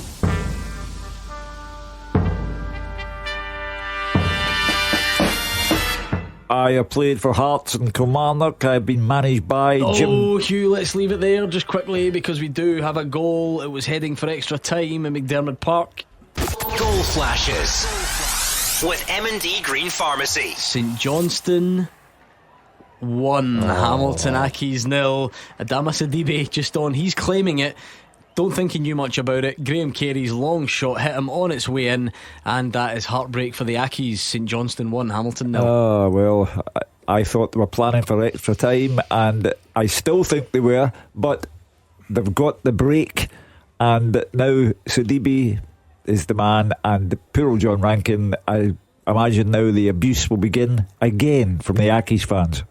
Yeah, you can hear the celebrations all the way down to the Clyde studio. And that's just from David Friel. Not having to go to extra time, because he must have been sitting there dreading that. He's sitting freezing. I thought it was Nicky Clark, because Nicky Clark's a good goal scorer. He's got an Aki coming on and getting you a goal. That's a relief for St Johnstone. They wouldn't want that to get into extra time. Maybe a possibility of penalties that can go anyway. So yeah, he's put substitutions on, he's got the reaction, and he'll be delighted just to be in the draw. Back to the teaser. Aye, go on. I won't play the music again. You can just carry on where you left off, sorry. I played for Hearts and Kilmarnock, been managed by Jim Duffy and Derek Adams, and been capped once for Scotland. I am Darren Barr. Darren Barr. I never got Not that. a chance would have got that. Tough one, but people out there got it. Lots of them. Seriously? So impressive. Bradley Benton was in third place, Mikey was in second, and Lewis G. Well done to you, the winner of the second half teaser. The Who Am I? Your Darren Barr knowledge is second to none. And there you go. Good. I no idea. Even Darren Barr didn't get it. No, exactly. Where did they play with Jim? Clyde? Who, Jim Duffy? Morton? Yes, Morton. I think Morton, Yeah. yep. Steny 2, Queen of the South 1. Stenhousemuir will still look like they'll strengthen their position at the top of League 1, but a late goal for Queen of the South through Brennan Dickinson. Full time, Roger Hanna, Livy Cove. Full time, Livingston 3, Cove Rangers now. Livy's super sub is at it again. Tete Yengi came off the bench to send the Lions into the SPFL Trust Trophy final in midweek, and now he's off the bench again with 2 goals in 2 minutes to send them into Monday night's Scottish Cup quarter-final draw. David Martindale's side led at the break after Ryan McGowan converted a low free kick from the left by Rhys McAleer, but they struggled to shake off the League 1 promotion hopefuls. Captain Jamie Brandon had to get back to deny Mitch Megginson a clear-sighted goal early in the second half. Martindale had to throw on 5 substitutes, including Yengi, to try and breathe fresh life into his team. Cove's substitute, Will Gillingham, headed wide with his first touch 10 minutes from the end, but it proved to be Cove's best and last chance, and they were punished by the big Aussie with 2 emphatic finishes. In 81 minutes, Cove couldn't clear a corner. The ball fell invitingly for Yengi, and it was a fierce low drive into the bottom corner. Then just 2 minutes later, a loose pass out of defence. It was seized upon by another Livy sub, Lewis Smith. He unselfishly squared it for Yengi to finish back into the same corner. 3 goals in 3 days, I should say. 6 in his last 10 games for Yengi. He almost had a hat-trick in stoppage time with a header held by Cove goalkeeper Nick Suman. Martindale, he's had Livy in a League Cup final. He's taking them to the Trust Trophy final this season. What chance of a Scottish Cup three-peat after these 3 goals? Livy 3, Cove 0. Livy comfortably through. Hugh Keevins has his theory, thinks they want the payday of Glasgow's big 2. You never know. Davy Martindale might fancy making headway in this competition because it was a kind draw today. They took advantage of it, no drama, and they go into the draw on Monday as well. It's also finished in our game of the day, which actually wasn't in the Cup, it was in the Championship. Here's Fraser Wishart. Yeah, it certainly was. Game of the day. Falkirk 5, Partick Thistle 2. It lived up to expectations. Falkirk back on track. Into an excellent 90 minutes to watch. The story, of course, is a hat-trick by the turning midfield player Scott Arfield. 2 lovely side-foot finishes and a second-half penalty. But for Partick Thistle, they were well in this until 10 minutes on the half-hour saw the game get away from them with 2 goals and a red card for skipper Brian Graham for 2 yellow cards. 5 goals in the first half. 45 seconds had gone. The throw-in on the right hand side, and it just fell to Scott Arfield. His first touch on his return to Falkirk. Lovely side foot finish low into the corner of the net. 10 minutes gone, 1-1. Terry Abladi played Logan Chalmers in behind the Falkirk defence, who claimed for offside. Really composed by the young winger, and his left foot drive across the goalkeeper into the back of the net was a good finish. In 24 minutes, Thistle went 2-1 up. Chalmers involved again, got to the byline on the right, low cross, turned into the net by Brian Graham, and all of a sudden Falkirk are facing all the questions. Then came 31 minutes. Brian Graham picked up his first yellow card. 34 minutes, it was 2-2. Keelan Adams, a fullback, tripped in the box by Chalmers. Definite penalties. Brad Spencer stepped up. It was saved really well by Mitchell. Gary Oliver first to the ball to score the rebound. Then 36 minutes, Brian Graham sent off his second yellow card for a foul on Luke Graham. He was very unhappy, as was the manager Chris Doolan, who was also yellow carded at the same time. And then 40 minutes, it was 3-2 to Falkirk. Really good move on the right hand side. It came to Arfield, 16 yards, really good touch, and his low finish from 16 yards, similar to the first, down to the goalkeeper's left. Everyone took a breath at half time. It was terrific stuff, and as expected, not quite as good in the second half because Falkirk were completely in charge here, dominating possession, and it was chance after chance. 59 minutes, it was 4-2. Another penalty. Sebastian Ross took a short corner as Stanley went to close him down. He drove the ball against Stanley's arm from close range, really difficult. Stanley couldn't do anything about it, but no VAR. I thought it was a bit harsh, but who else would take it but Scott Arfield? He stepped up, perfect penalty, send the goalkeeper the wrong way. Arfield was close to his 4th snapshot from 16 yards, really smart save by Mitchell low to his left, and then came the final goal on 76 minutes to make it 5-2. Calvin Miller on the right hand side crossed to the back post, and sub fullback Leon McCann made the run into the box to turn the ball into the back of the net. So Falkirk set themselves up nicely for the big game against Ayr United next week. That'll be an absolute cracker. Full time at the Falkirk Stadium. Falkirk 5, Partick Thistle 2. Any Falkirk fans or Scott Arfield enthusiasts out there want to share your thoughts on that, please do. 0141 951 1025 on the flip side of it, because I know the way this part of the footballing world works on a Saturday night. Sometimes the more disappointing your day has been, the more likely you are to pick up the phone. And genuinely, not for dramatic effect, I can see Partick Thistle fans calling right now. Keep them coming. 0141 951 1025. That's a real sore one. Thistle fans, how are you feeling? Where did it go wrong? Sending off. Still in that 4th place in the table, of course. Is that enough? Give us all your considerations on 0141 951 1025. I'm going to bring you the full-time picture from Dens very soon. I think David Friel had 5 added on in his game. Is there to be a late sting in the tail? Could the Ackies muster anything, Hugh? No, it's too late. It's gone. Done and dusted. Anyone out there fancy it? The Ackies? No. Nah, okay. I think it's gone now. Fate delivered the message. You know, when the 2 subs come on, Mickey Clark, Sidibe, and you're thinking this is planning for extra time, and then seconds after they come on, Sidibe scores. Fate. Don't forget, the phone lines are open, and it doesn't have to be a reflective piece. You can look forward. Celtic fans, what did you make of that team? You're looking forward to seeing your second choice goalie for the first time. The decision has been made to wrap Jota in cotton wool. Is that the right way of playing it, or would you have got more minutes into his legs from the start. Anything else that jumps out from the team, give us a call please. Genuinely, there are more Partick Thistle fans. I can see them phoning in. That tells you how they're feeling, because let's be honest, if they had won the game, you probably don't hear from them. No, it's the anger that makes you do it sometimes. Or cross it, Chris. 01419511025. Rangers fans, we could do tomorrow as well. We've not really done that throughout the afternoon so far. So what sort of team would you go with at home to Queen's Park? Is there anyone you want to see? Is this a perfect time to start Rafael Fernandez as an example? Is there anyone else that you're quite keen to see get an introduction? I know Bailey Rice has been getting some minutes and that's been exciting you. Would he start the game, do we think? What are you thinking ahead of the visit of Queen's Park? I don't suppose many of you fear a shock as such, but if you do, again, we'll take those thoughts as well. But it might be team lineup related. Going to hear from Dave Galloway in just a second as well. He's going to give us the full-time story from Dundee's comfortable win against Airdrie. Just waiting, just hanging on to see if we can get any late drama. Just imagine those Accies fans, they started the day with a banner and some songs against their manager. If they were to somehow score a late equaliser at McDermott Park, what a turnaround in mood that would be for them.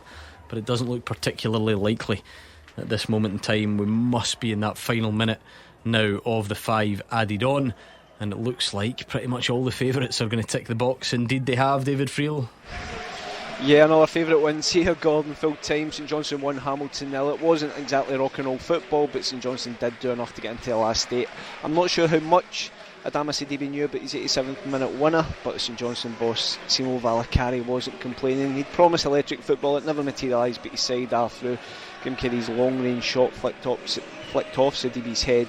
The Gambian striker went mad with his celebrations. He'd only been on the pitch for 2 minutes when he scored, and he was also relieved to get his first goal since August. Saints fans went home happy. They're happy just now, but the Accies fans, as you said, aimed a banner and chants against boss John Rankin. They reacted as you would expect at full time. Just looking down just now, they are clapping the players, to be fair, but clearly not having John Rankin still. They actually started well. Hamilton Accies, Nikolai Todorov came close twice in the first 90 seconds. St Johnstone settled after that. Sam Curtis had a great chance, a weak header at the back post. Saints had lots of the ball.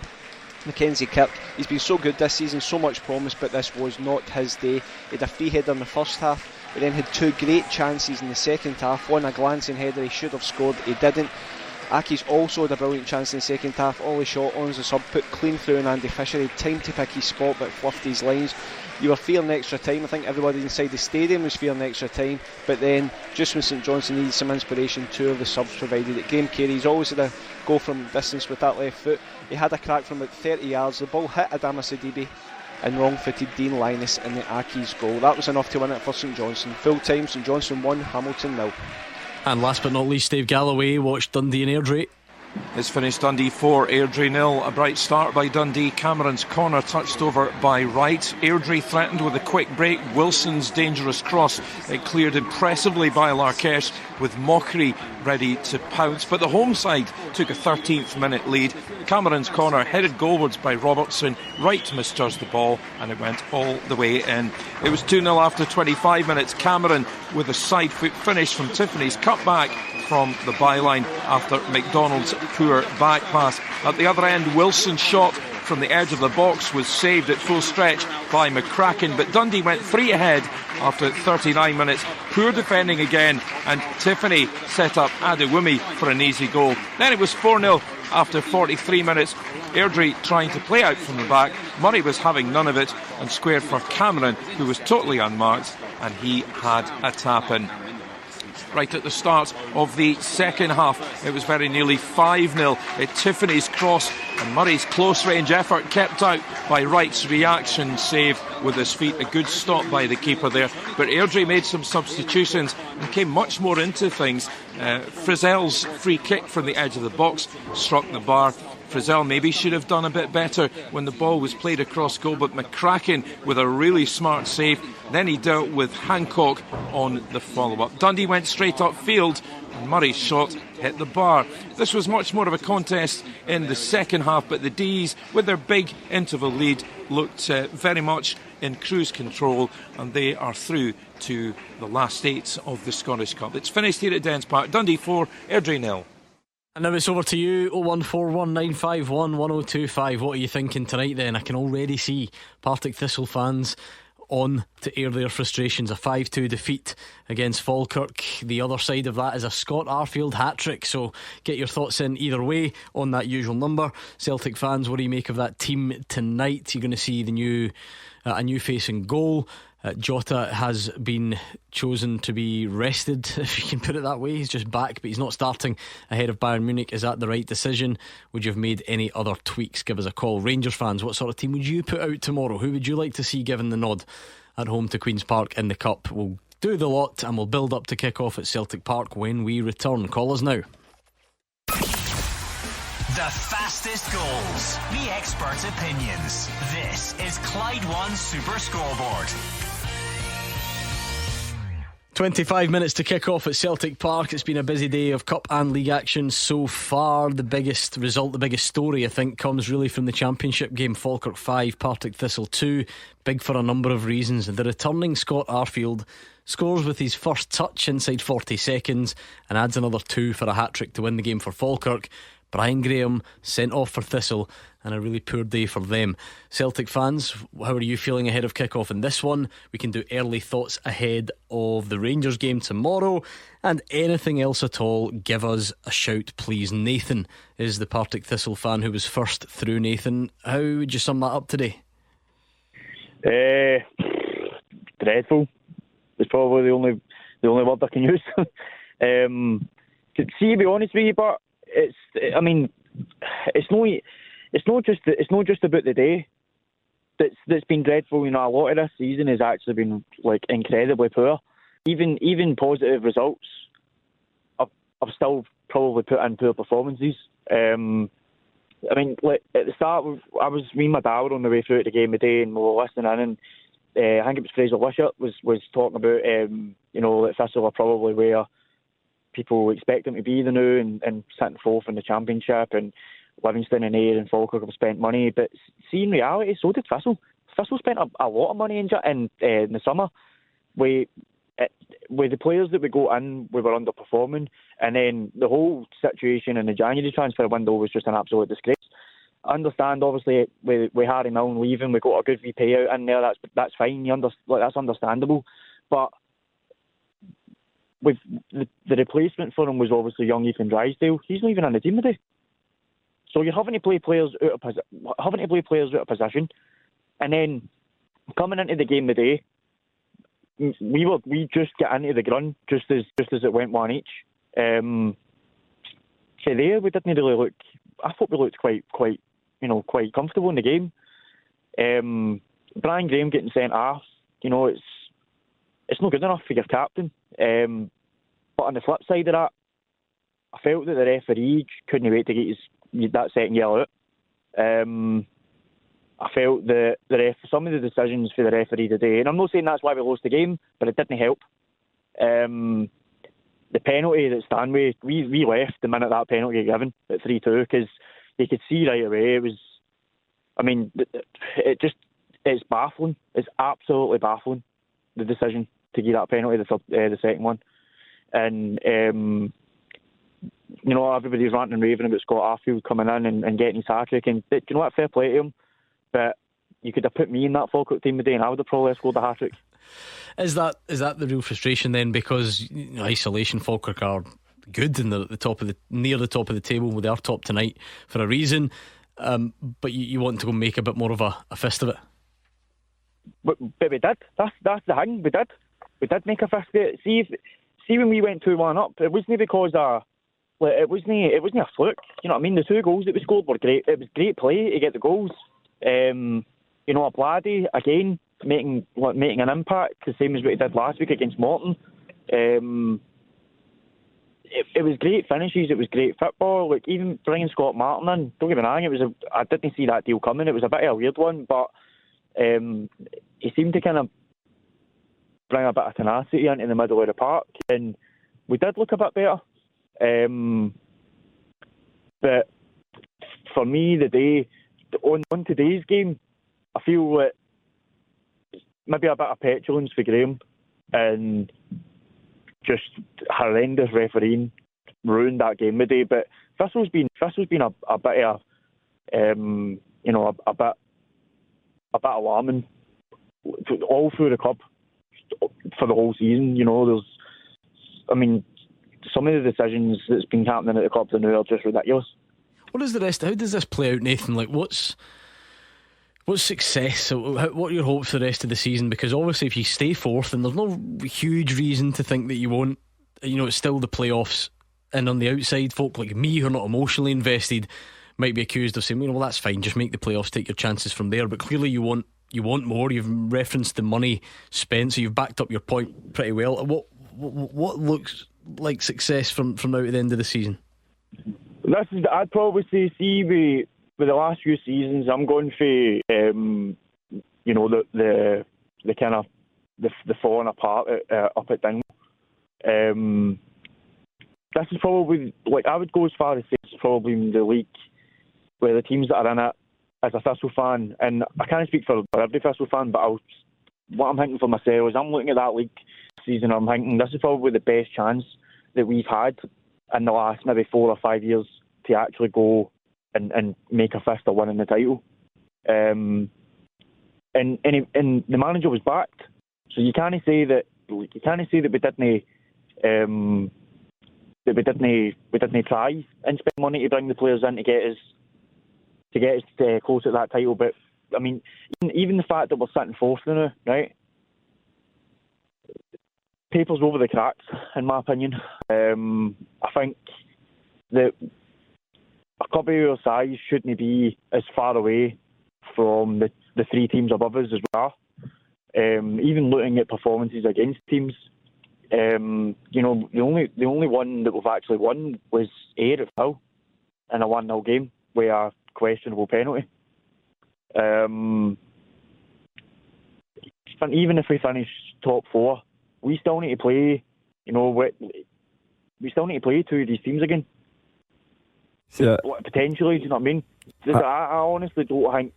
I do not think for a second we have finishing top 4. I don't think it's going to matter in terms, apart from finances. Finishing 4th means we'll maybe get a wee bit extra in the bank. Plus, obviously, we'll probably have maybe 2 games as a playoff. But we're not going to beat the 2 teams up. The 2 teams. Finance is never an irrelevance, therefore it is important. But it's the perfect storm for Partick Thistle. They've lost 5 goals. 5 is always a kind of magical number for fans to feel real disappointment. The captain has been sent off, and we're not watching the game, but it did sound like petulance.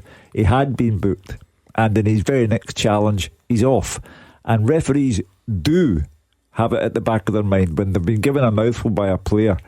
The very next challenge gives them an opportunity to say, right, off. And also the manager clearly hanging on by his fingertips.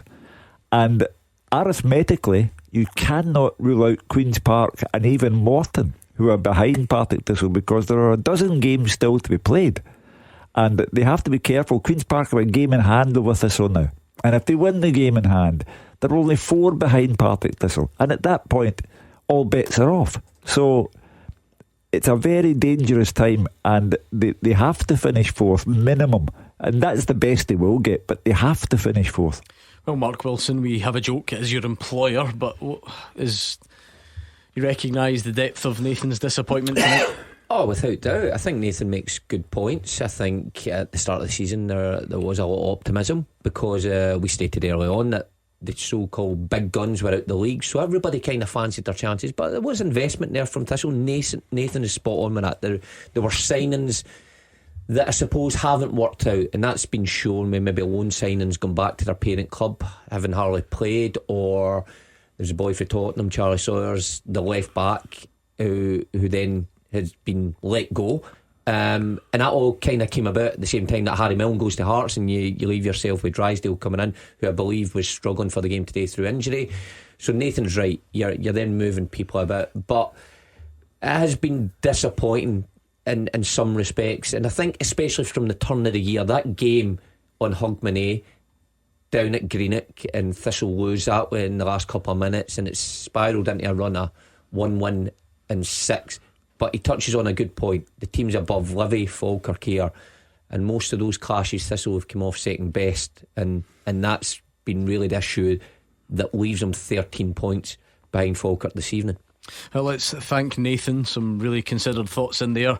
It gave us a good insight of the picture at Partick Thistle at the moment. Thank you again. Let's bring in Brian, who's also a Partick Thistle fan. How are you feeling, Brian? Brian, can you hear us? Yeah. Sorry, that was actually my fault, Brian. Take it away. So I'll blame you then. What I'm saying is the new Thistle fans don't realise what kind of team we are. I mean, they're shouting for Dylan's head. They're shouting to sack Brian Graham. I mean, Dylan, for what he's done, he must come in after every transfer window and say, who have I got left? And that's for Brian Graham, top goal scorer. All right, he had a bad day the day, but hey, we've all got a bad day. I really don't understand Thistle fans shouting for Dylan's head, shouting for Graham's head, when we're still fourth, we've still got a chance to get into playoffs. Dylan's kept us in every season, close to the playoffs, in the playoffs. The playoff against Ross County, well, I watched that and cried my heart out. So I'm just asking what you think about it. Let me put some of the points from the previous caller back to you, though, Brian, because Nathan was saying that you're talking about fourth, but is there a feeling that that's maybe not good enough and you should be aiming higher because there was money spent in the summer and there isn't a massive team in the Championship this season? Thistle would fancy themselves at being up there. Is fourth enough? Is fourth good enough? Have you been close enough in the head-to-heads against the teams around you? Well, we're close with Ross County. I mean, but we're going back a bit there, aren't we? Well, that's 4 years ago or something. And 2 years ago. 3 years ago. And Dylan's kept us up there.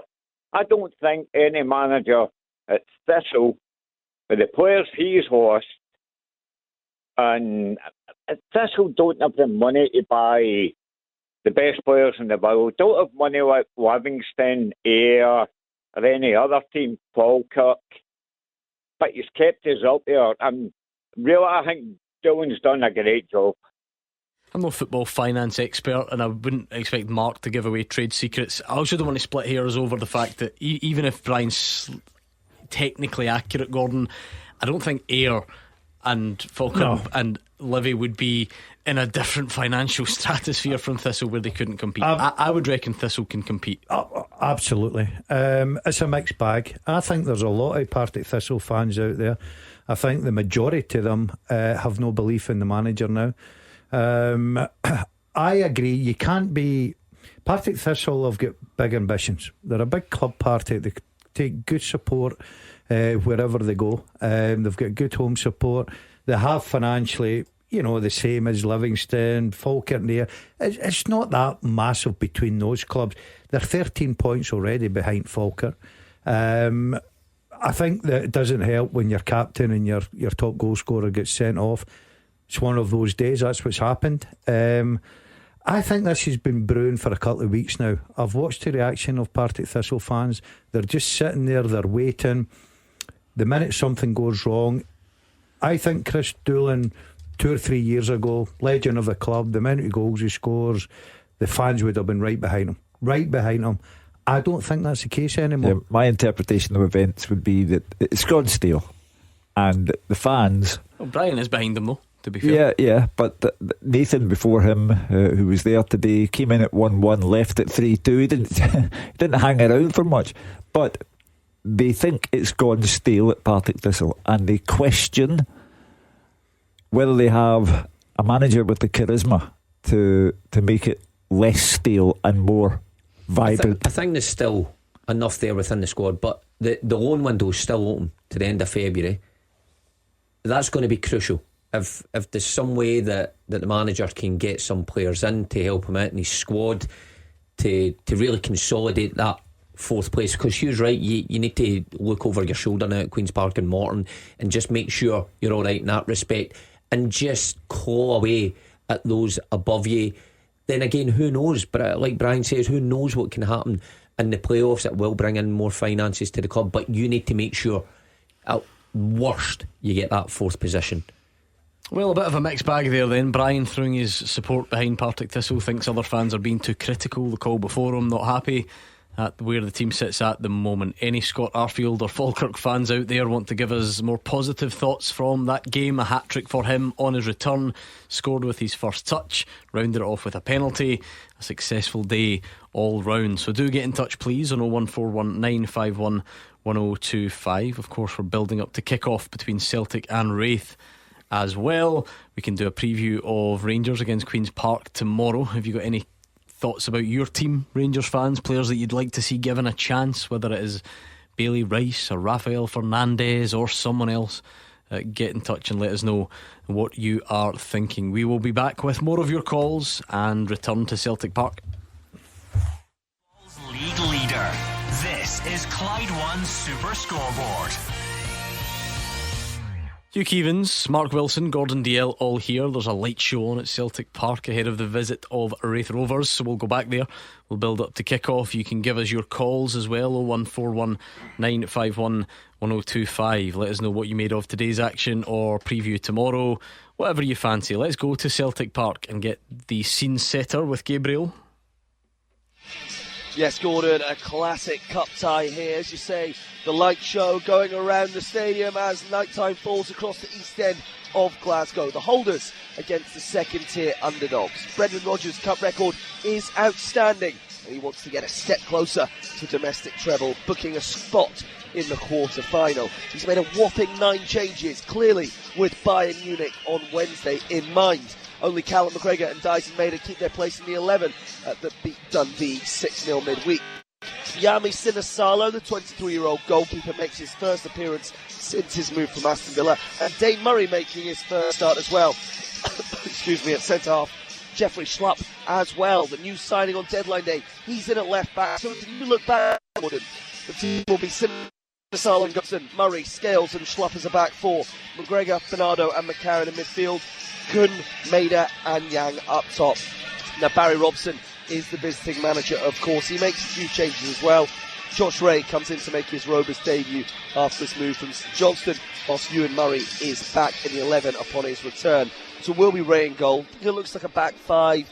Jordan Doherty, Ewan Murray, Paul Hanlon, Liam Dick and Lewis Stevenson. Scott Browner and Ross Matthews will be in front of them, with Dylan Easton and Josh Mullen getting forward to support Jamie Gullen up top. So there's some experience in there, Gordon, and a few Scottish Cup winners' medals as well. Of course, Robson's side are middle of the championship with some mixed results recently. They're not expected to get anything here, besides from Kirkcaldy last played here 3 campaigns ago, and they lost 4-0. But hey, it's Celtic against Wraith, and that means something special to one Super Scoreboard icon, doesn't it? Can this team conjure up some of that 1994 spirit? We all know a golden DL-inspired Wraith stunned Celtic to win on penalties. We'll find out very shortly, Gordon, if they can do similarly. The referee is Chris Graham, the VAR is Greg Aitken, and kick-off 5 minutes away. Ancient history, that stuff, honestly. No relevance to today, I'm afraid. None at all. I've had my day. It's up to get your Wraith top on under that. Somebody else to be a hero, be the one. I would have loved for him to be paraded today on the pitch. See the reception he got from both sets of supporters. Exactly. Yeah, I mean, Gabriel's right, Hugh. We're sort of obviously we'll always go back to that. Wraith did go there a couple of seasons ago. Was it not the game that Jota scored his first ever Celtic goal? I'm sure I read that somewhere this morning. But he won't be in from the start to score one today. I mean, the 25th anniversary of Inverness Caley Thistle beating Celtic in the Scottish Cup at Celtic Park today, 25 years ago today. It's proof of the fact that you never know. Middle to front, Celtic are fine, but the goalkeeper and the back four have never played together ever. Dane Murray, first Celtic Park appearance for 3 years for him. He'd been on loan at Queen's Park, etc, etc. Sinisalo has never had a minute of game time. Ralston's been over every course before, and Jeff, I understand he likes to be called Jeff Schlupp, first start for him in a Celtic strip. So middle to front, tried and tested. back four goalkeeper experimental. Yeah, it was indeed. Jota's first goal, a 3-0 win against Wraith, a Celtic team. Hearts, Starfelt, Carter Vickers, Montgomery, Ralston, Turnbull, McCarthy, remember? Tom Rogic, Albion Ayeti, remember him? Leah Labada, and one Jota who scored. So that was a couple of years ago, well, more than that now, quite terrifyingly, 23rd of September 2021. Jota's there on the bench, Ida's there on the bench. In case it goes the way of the Falkirk game, the League Cup early in the season, where Celtic don't get it right and Falkirk are in the lead with half an hour to go and Nicholas Kuhn saves the day. So the big hitters, interestingly, no place for Trusty or Cabernet Carter Vickers even on the bench. So they are definitely wrapped in cotton wool for Bayern. I think I get Hugh's logic, Mark, where it's even if you are better team, better players, it's just sometimes when you're put together and you've not got the partnerships and so on, it can be it can be uncomfortable. You just wonder if Wraith can Wraith take advantage of that though. Can Wraith hurt that the way that Falkirk threatened to earlier this season? Well, Wraith certainly aren't any Falkirk, although they're playing a bit better just now under Barry. Yeah, you're right. When you piece together a back four and you think, I wonder what I'm going to get, you need someone to actually test them. Not quite sure Wraith have got that in their locker, not just from their front men, but from building through their full team. How do you create chances? Have they got enough to do that? They've got plenty of experience in their side, but still I think Celtic from front through to their middle have got enough to stifle those Wraith attacks before they even begin. So that's why I do think it'll be comfortable for Sinisalo in the back four today. I think they'll be looking at Brendan Rodgers will be analysing these guys more in possession of the ball, how he fits into the system, rather than are they getting put under pressure in their own box. It's funny, Gordon, the one man who always just stays in is Callum McGregor. He's won the Scottish Cup 6 times, clearly wanting to use his experience today to help out the Dane Murrays of the world. Yeah, especially when he's probably one of the most important players in that Celtic squad. They're rested because of one eye on Wednesday night, but Callum McGregor, the captain, still leads them out. And I would never have thought I'd say this. Callum McGregor and Scott Brown leading their teams out at Celtic Park. Well, when he played for Aberdeen. The other Scott Brown. The other Scott Brown, though. Aberdeen? Yeah, I think he probably was. Was he? So I get your point. I don't mind your play on the name. I thought that was my big I get your point, but the actual the real Scott Brown. Dyson Maida's own kids appear to be the mascots. You always see, if you're kind of working or whatever, they're always kicking around in the tunnel after games. They are incredibly cute kids, and he seems to really they seem to embrace. He's always got them on the pitch and stuff and kicking the ball around, so they're a family moment for them. Hugh, play one of them instead of Yang. Hugh, come on, give this guy a right. See, if this was a young Scottish winger, Yang's what is he, 22, something like that, would you be giving him as much stick as you give Yang? I've said to you, here he is playing a team from the bottom half of the Championship. We'll see if he's going to take on anyone or go past anyone. Yeah, I agree. Look, I'm trying to defend a lad. Sometimes I see him, he offers nothing. I know this Hugh's got to jump on it. Well, it was only Ross County first half. I thought he's positive. He went by people. I don't understand it, because he's certainly got ability and he's got pace, right? But for me, and this is where Hugh's right, I don't think he uses it enough. I'd like to see if I know Brendan Rodgers will be, just encourage it, get by people, show people what you've got. He seems to take the safety way out all the time. He's got to take a risk. He's got it in his locker. The worst you've got to get, you look at Maeda, because of the pace he's got, he puts a fear of death into defenders. I'm not saying Yang's that quick, but he is sharp and he is he's got good pace about him. He's got to be more positive. Looking at that Wraith team, Mark, how important might the experience of guys like Paul Hanlon, Lewis Stevenson be? Just try and manage this and even get a foothold in the game, because how often do you see teams, if you concede stupidly early at Celtic Park, it's over before it's begun. It's a difficult environment for young players in a back line to go into, so if you've got experience, you obviously give yourself a better chance. They've been here, done it many times before, that pair, and so's one or two of the others have been here and sampled situations like this. So you're going to have to call on that, because you're going to be under serious pressure in your box. See if you're playing the centre half there at Wraith, Mark, and you're looking at who's playing centre forward, how deep do you go? you'd probably be 6 yard line, maybe. you don't want to leave that space. Especially see if you're 30 or 30 plus, and you're thinking, I'm not as mobile as I once was, and I'm playing against this guy who's going to drag me everywhere. We are underway. What was the Wraith away colours in your day? It's going to just be white in it. They had two options, a dark colour and a white option. How depressing is this? He can't remember. Look at the confused look in his face. I think white. It would have been. No, we always wear a blue. White. Was it blue? Was your home, mate? That was a home one. You don't remember wearing any other colour for Wraith? White, yellow? Maybe. No, I don't think we ever wore yellow. Oh dear. Anyway, they're wearing red today, so I thought we'd ask. Never had red. I thought we'd ask out of curiosity. Didn't go with me. Didn't match up to me.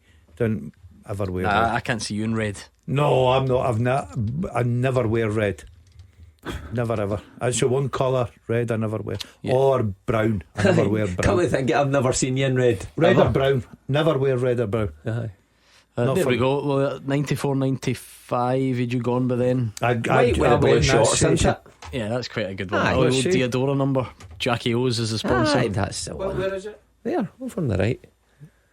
Yeah, I think I wore that. Yeah, I think I wore that. Oh, very close to it. I actually think the free kick had been given against Celtic in the box anyway, but when it came out, Nicholas Kuhn let fly and almost found the top corner. Some stuff. He's his goal midweek. I mean, I know it was a goal of the season competition among the Celtic players, but his goal was exceptional. Yeah, so Celtic in the front foot early, as you would expect. I think there was a foul in the build-up. Maybe Paulo Bernardo flew in as the defender tried to clear it. Referee Chris Graham, by the looks of it. Dan Casey's best pal, Scott Allen's best pal. It's just a snapshot of what Wraith are going to get, though. 90 seconds into the game, you look at that box, there's Celtic players flooding it from minute one to getting the end of that cross. So going to be lots of that this afternoon. We're just seeing the first action for Schlupp and how inverted he is. Yeah, right in the centre circle, right in the spot there. He swapped positions with Scales just now. I wonder how, because we all know that Greg Taylor is expected to do that and come in the pitch, and it was huge under Ange Postecoglou, maybe not quite as big under Brendan Rodgers, but he still does it more than Johnson does. But Jeffrey Schlupp is either a left back or a central midfielder. Oh, it helps him. So you might be the perfect guy for it. In that, isn't he? You can see him right away. He's desperate to get inside the park and get on the ball. That's great. It just opens up that line straight to your winger. And that's who you want to get on the ball. Let's be honest, you don't want your Taylor or your Schlupp or your right back on the ball. You want to create a pass straight to your winger, and Schlupp's come way in and allowing Yang to get the ball. But unfortunately, who says Yang doesn't? He's had the most productive there. Ball at his feet 4 times and passed it back the way. Hold on, right? Even by your standards, let's not write Andy off after 3 minutes. I can't do that level of madness, but we'll let it breathe and see how it transpires. And if you're right, then you are right. But let's hold fire beyond 3 minutes. That's great pressing for him. Forces the mistake. Great up the pressing. Line. Let's hear from John Rankin. That'd be an interesting place to start. Interesting. They did go out of the cup at St Johnstone, but on a day that the fans had banners and chants against him. I think the chant started before the game even started. So no, listen, it's no hard for me. I'm big enough, strong enough. See, if my players weren't giving me everything, then I would question myself. I know for a fact, I look at that team that's in the pitch, I look at the effort they're putting in, I look at the block that Sean McGinty makes, I look at the block that Regan Tumilty makes. Regan Tumilty's not even starting, comes on, his attitude's great, goes and puts blocks. They're putting their body in the line for us. It's not falling away now, and I know that. And it's a case of how quickly can we get it to turn, how quickly can we get our luck to turn, and you only get that by working hard. And the players are working hard, they're grafting for us. Anything we ask them to do, they're doing it with the best of their ability. So it doesn't faze me, it doesn't annoy me. I'm fully focused on making sure that our form changes, and it will change if we can continue to give that effort, that organisation, and when the big moments in the game, like you say, when we get our chances, we have to take them. Bit of a sniff for Celtic there. It was Yang, he just laid it off to Luke McCowan at the edge of the box. I thought he maybe would have taken on the shot mark, if he just overdoes it. Yeah, but good opportunity once again, good ball play. Luke McCowan's so important actually for Celtic, because people don't see this with McCowan. They think, he should start every game because he's doing well, but you need a balance to the squad. Again, there's levels, so he comes in for games like this, and obviously last week with bigger games around the corner that Hatate is going to come back into the side, there's no doubt about that, and Engels. but you need him to perform, because this is still hugely important. So he's been a good signing from Brendan Rodgers, but maybe should have done a bit better there. Well, this game is going to take on a very predictable theme. It's going to be Celtic just probing and hoping they can find a breakthrough. Maybe expect Wraith to fall asleep at some point. Gordon, it's the day where as a fan you probably do fall into the trap, if you're there at Celtic Park, of maybe getting a bit impatient. You just got to, it's just not as straightforward, even if it is Wraith, even if it is, hold that thought. Goal flashes with M&D Green Pharmacy. One man who is red hot at the moment is Daisen Maeda. Celtic 1, Wraith Rovers 0. They didn't require much patience after all. 5.5 minutes gone. It breaks to him at the edge of the box. He's playing through the middle and he strokes it with the left foot into the corner, and Celtic are up and running. And it only heightens the disappointment that Daisen Maeda can't play against Bayern Munich. Probably waving to his children in the stand now. They were the mascots and they brought him luck. Not that he needs any, because he's ever alert, and that's his third terrific finish of the week. I've got to say, that's championship defending. Yeah. If you defend like that at Celtic Park, you're only going to get punished. I think, in a strange way, I think Kyogo leaving, and I'm not bringing in a striker, will benefit Maeda, because you know why? I love the look of him through the middle. I know that you can argue, look at all his good work at the beginning of the season up to this point. He's coming alive for me. I think he's got everything that he can play there. I heard Brendan Rodgers talking about him as a centre forward, and on top of that, I know it's Wraith tonight. Callum McGregor now hits the crossbar, short corner, kind of the join of post and bar. So the short corner played, then McGregor takes the shot on, and only the woodwork stops it becoming 2. Celtic are ticking. Hugh. Yeah, they've clearly come to get the business done early. Great effort from the captain. I go back to Maeda. For me, he's the best Celtic player this season. Do you think he's edged Kuhn? Yeah. I would agree. Do you? I would agree. Is that recency bias? It's also biased because I tipped him to be player of the year in the pre-season. What a shout that will be from you. Yeah. But I don't think so recency bias, because you highlighted the other night that he started pretty quick as well, although Kuhn did take the limelight with some outstanding performances. I wonder if Kuhn's gone a touch quieter recently. Yeah, well, Maeda, I think, has been consistent throughout. I think it's neck and neck. 19 goals for the season now for Daisen Maeda. Many's Kuhn got 18? 17. Okay, I'll go Maeda. No, I think, look, there's still a possibility that Kuhn will have a big finish. He's certainly got it in his locker, but I'm saying I do like Maeda in the middle. The phone lines are still open. It's just a bit of a weird schedule for us, the game going on at the moment. Let's bring in Matthew, who's a Thistle fan. Lots of angry Thistle fans. Matthew, how are you feeling today? It's Raymond, actually. But I must admit, we've had some typos on this show, but how we've turned Raymond into Matthew, I have no idea. Sorry, Raymond, take it away. It's not like they sound the same. One in the past. On you go. What are you thinking? Well, I'm really disappointed in Brian Graham. I'm also disappointed in the club in general. Today, Brian Graham let us down badly by getting sent off after getting a yellow card. He does something reckless. He's not got it anymore, as far as I'm concerned. And I'm not the only one in the fan base who thinks that way. I think he's too slow on the ball. He's not got any pace. Sure, he can put them in the net if they fall at his feet. But other than that, he's too hot-headed as well. And he's had a couple of near misses recently where he could have been sent off. It's just really, really annoying that he's in the team every single week. Rico Diak and all the young players are not getting any game time. He's gone out to another club because he can't get any game time, and I don't know what Chris Doolan's thinking about. The only decent thing we've got on the plaque is the guy we brought in from Hamilton. It's really, really bad. We're showing no forward movement. Was it not a harsh sending off, Matthew? The second booking?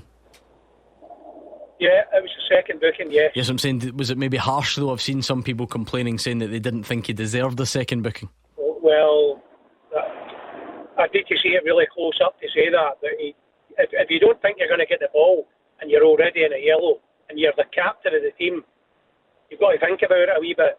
We were doing okay. We were sticking with it at that point. until he gets sent off. And then that's us. He's cost us a game as far as I'm concerned. Well, this was the only one who thinks that way. Yeah, this is Chris Doolan's take on the red card. Second yellow, no, absolutely no chance. The first yellow, Brian gives him a chance to actually book him, which is great for Brian. And you're always walking that tightrope. But I've just seen it back. His second yellow, it's literally like a toe poke. There's no force in it. The boy steps inside. Brian tries to just throw his foot up. There's no force in it. For me, you wouldn't book him in a free-flowing game. The fact somebody's already on a yellow card, I just think sometimes a bit of common sense. It's not a reckless challenge, although that's what he's put it down as. He says a reckless challenge. I think we'll see a lot more reckless than that. And if that's what we're deeming reckless, then you can't tackle at all, because there's no force in it whatsoever. Well, you can agree to disagree, but I appreciate Matthew's time. He's passionate, lots of Thistle fans passionate today. So we'll come back when we return. We'll keep you up to date with the Celtic Wraith game and take more of your calls. Action as it happens, and your reaction from 5 on the open line. This is Clyde One Super Scoreboard. Hugh Keevins, Mark Wilson and Gordon Dalziel are here into the final part of tonight's Clyde One Super Scoreboard. Gullen's down getting some treatment for Wraith Rovers, a bit of respite for them. 15 in, Celtic 1 up. And Hugh, to be fair to Wraith, Premiership teams go there and it looks like this. I don't think they're alone. It's not a criticism, but it's just very straightforward, very low key. Yeah, Sinisalo has had one pass back to his feet to deal with, and that's the sum total of the goalkeeper's involvement. Oh, he's gone off, Jamie Gullen. That's a blow. And Celtic going back on, I think, Gordon. Building up. No, he's going off. I think if Celtic score a second goal, then the tie's over and done with. It might even be over and done with now. It's going back on. It's just the TV flashed up that the actual sub had been made. There you go. There's a second touch for Sinisalo with the ball at his feet. But Mark, it's extremely straightforward so far. Well, it is, and again, Brendan Rodgers will be happy, because when he changes so much, like I said, he'll want to see how those players who haven't been part of it fits into the full system and the rhythm and the flow of the game. And Schlupp looks fine in terms of coming in the pitch. That's what he's asked of Greg Taylor. So if Greg Taylor has to miss out, he can do it. Murray at the back, I don't know how much pressure he's going to be under, but you're always looking to see what he can do in possession. Is he as good as Carter Vickers at going forward, picking passes? And for Sinisalo, can you play high? Can you play it through the back? See for a team like Celtic, I was going to say, I wonder if this actually can be a decent enough test, because even domestically, like we said, Premiership games, your centre backs probably are judged more for what they do on the ball. Without doubt. So it's still the same challenge this for Dane Murray. Can you step in? Can you penetrate lines? Can you find passes? Can you join in the build up? I think people assume that that's easy. And I always remember going to Celtic, and I always remember my team at United, Grant Bremner, saying to me, this will be easy for you at right back. All you do is you get the ball and you give it to your outside right, and it's anything but that. The pressure on you when you're in possession, and there's so much going on in front of you. So I'm thinking of Murray today, picking the right passes, the right time, but not just picking the safe ones, because you're not in the Celtic team to pick the safe option. You're never brought to the club or brought through the system picking the safe option. So that's the test for guys like this who might not be put under pressure from the strikers. That's what you do on the ball. Do you think he was safe? Oh, he was safe all day long, because he didn't have the ability to do anything else. He may as well have been safe. Well, I was the decoy. That's the hard one. Do you know something? I've got to say, I'll give you credit. I reckon you'd probably be one of the best decoys Celtic had. Without doubt. And I probably had about a 98% pass rate as well. Yeah. Who do you think was the player that received most of your passes throughout your Celtic career? There's a stat. Nakamura. Did you just give it to him? I thought Grant Bremner's right. Actually, just get the ball and give it to this guy, because he could take it anywhere on the pitch. And I would run with him often. Who's Grant Bremner? Do you know what anyone is? What a player he was. Oh, great player for Dundee United. Aye. I can't Dundee United, remember Hibs. Do you not remember him at Hibs? Went to Australia. Went to Australia. I think he started at Man United, didn't he, as well? Come on. Can't remember him. Did he not play for Scotland? Did he not have a cap? No, maybe not. Am I pushing that? Yeah, you're probably right. Okay, but better known, he'll have a Ballon d'Or in the next 5 minutes. In 2000s or something like that. He was Grant really good. Bremner, midfielder. That's really poor. Yeah. That is poor. I'm sorry. I reckon, and is if there a good Grant's- chance he might have played against him as well? Yeah, I would say possibly. Well, how old is he? I mean, it's not even an obscure one, really. I wouldn't say. He was a relatively well-known player in terms of Hibs. No. Oh, Hibs. Right, okay. Hibs, Dundee United. Oh, well, hold on. You were Wraith Rovers in Ayr. Rangers, Man City, mate. Beat Oh, that. you played more games for Thistle than you did Rangers. Well, I forgot about Thistle. I don't like mentioning them. By the way, the Thistle get fans Matthew, are in a the bad Thistle mood fan just now. Did you play Hibs when you were Ayr manager at any point? Yes, I did. I played them in the semi-final of the Scottish Cup. He probably Elite played. Cup. He probably played. He was there from 99 to 2004. Yeah, I played Hibs a few times. You cannot remember him. No. That's. Let's hear from some more managers today. One of the stories of the day was the Scott Arfield return to Falkirk. He scored a hat-trick. Here's what his manager John McGlynn made of it. Well, when he came in on Tuesday, he was very much up for it, and he's enjoyed himself in the training. He's obviously went out the other day and enjoyed himself. The fans have been, they were always going to be brilliant with him, but I think you couldn't have written the script for that, a hat-trick in his first game, and everything that he's been given there, you can't beat good players, You can't beat good players, It is a fair statement. Well, he comes in as the kind of presence that you're crying out for at this particular stage of the season. As I said earlier, Partick Thistle, the criticism of Brian Graham is unfounded, because if he doesn't score goals for Partick Thistle, nobody else does. So they need Brian Graham on the side, and it's unfortunate he'll miss the next game because of suspension. But you need players like Arfield, who comes in with a massive reputation and straight away becomes the main man in the dressing room, and that will see Falkirk kick on. Not a true statement. You can't beat good players. You've always been a big Scott Arfield fan. Yeah, I just think that he's a great professional. He gets you good go. He works his socks off for you. I think he'd be a joy to work under, in the sense of, I think he'd be good in the dressing room as well. Everything about him, and he's got off to you couldn't ask for a better start than what happened this afternoon for him. Goal after 1 minute, gets his hat trick, goes off, fans, the applauds, loving him. It's a great position to be in. See if you're John McGlynn, when you've got this player coming to the end and he's still of quality and coming back to the club. It's an easy decision when you get the opportunity to sign him, because you think, well, of course I'm going to sign him. He's still probably head and shoulders above the guys I've got. It's okay bringing someone back in that reputation and the standard that Arfield's played at, but he's went down a level, and sometimes players like that find it difficult, but he's playing in a good footballing side, which will suit him. Because I also think there's nothing guaranteed. He is older. His game was based on running around a lot.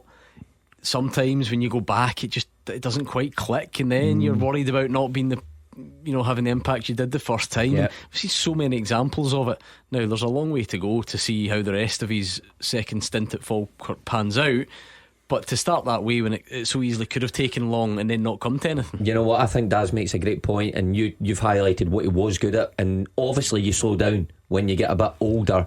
But I've watched that Falkirk team. One thing they've got is plenty of runners and mobility in that side. So if Arfield isn't quite at his all energetic best, then he's certainly got guys round about him that can do all that stuff, but he's got the quality in possession. Yeah, Falkirk 2 points clear of Ayr, then 2 points further back are Livy in the top three of the Championship. Speaking of the Championship, Wraith are 1-0 down at Celtic Park. They've done okay in the sense that it's still only one, and they're in the box for the first time really, but it's cleared away by Paulo Bernardo amongst others.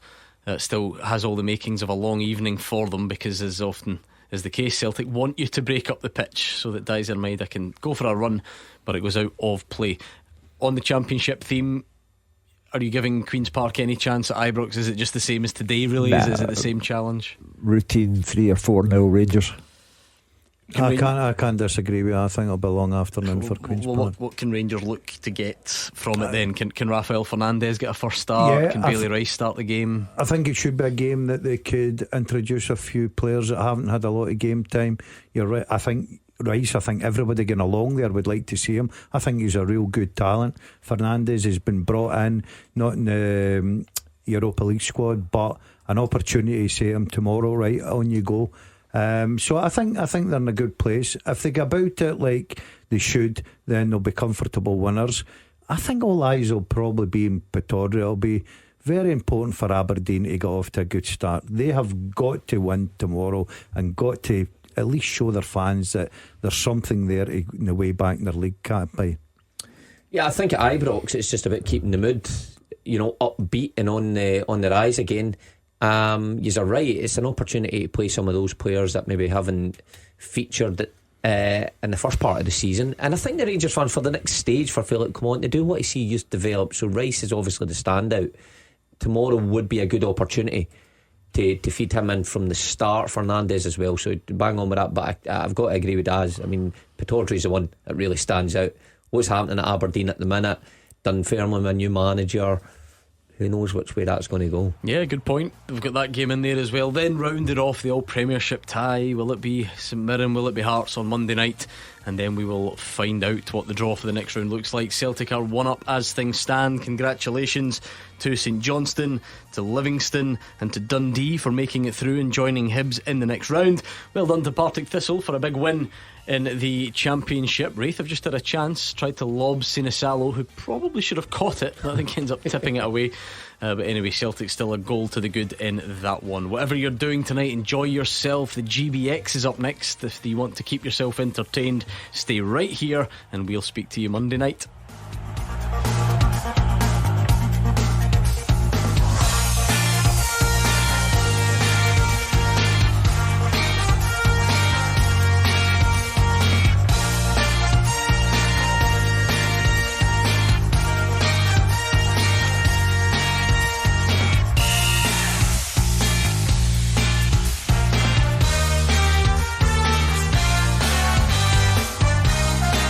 Clyde One Super Scoreboard Podcast with Lucas Volvo. The full electric range is now available on Motability.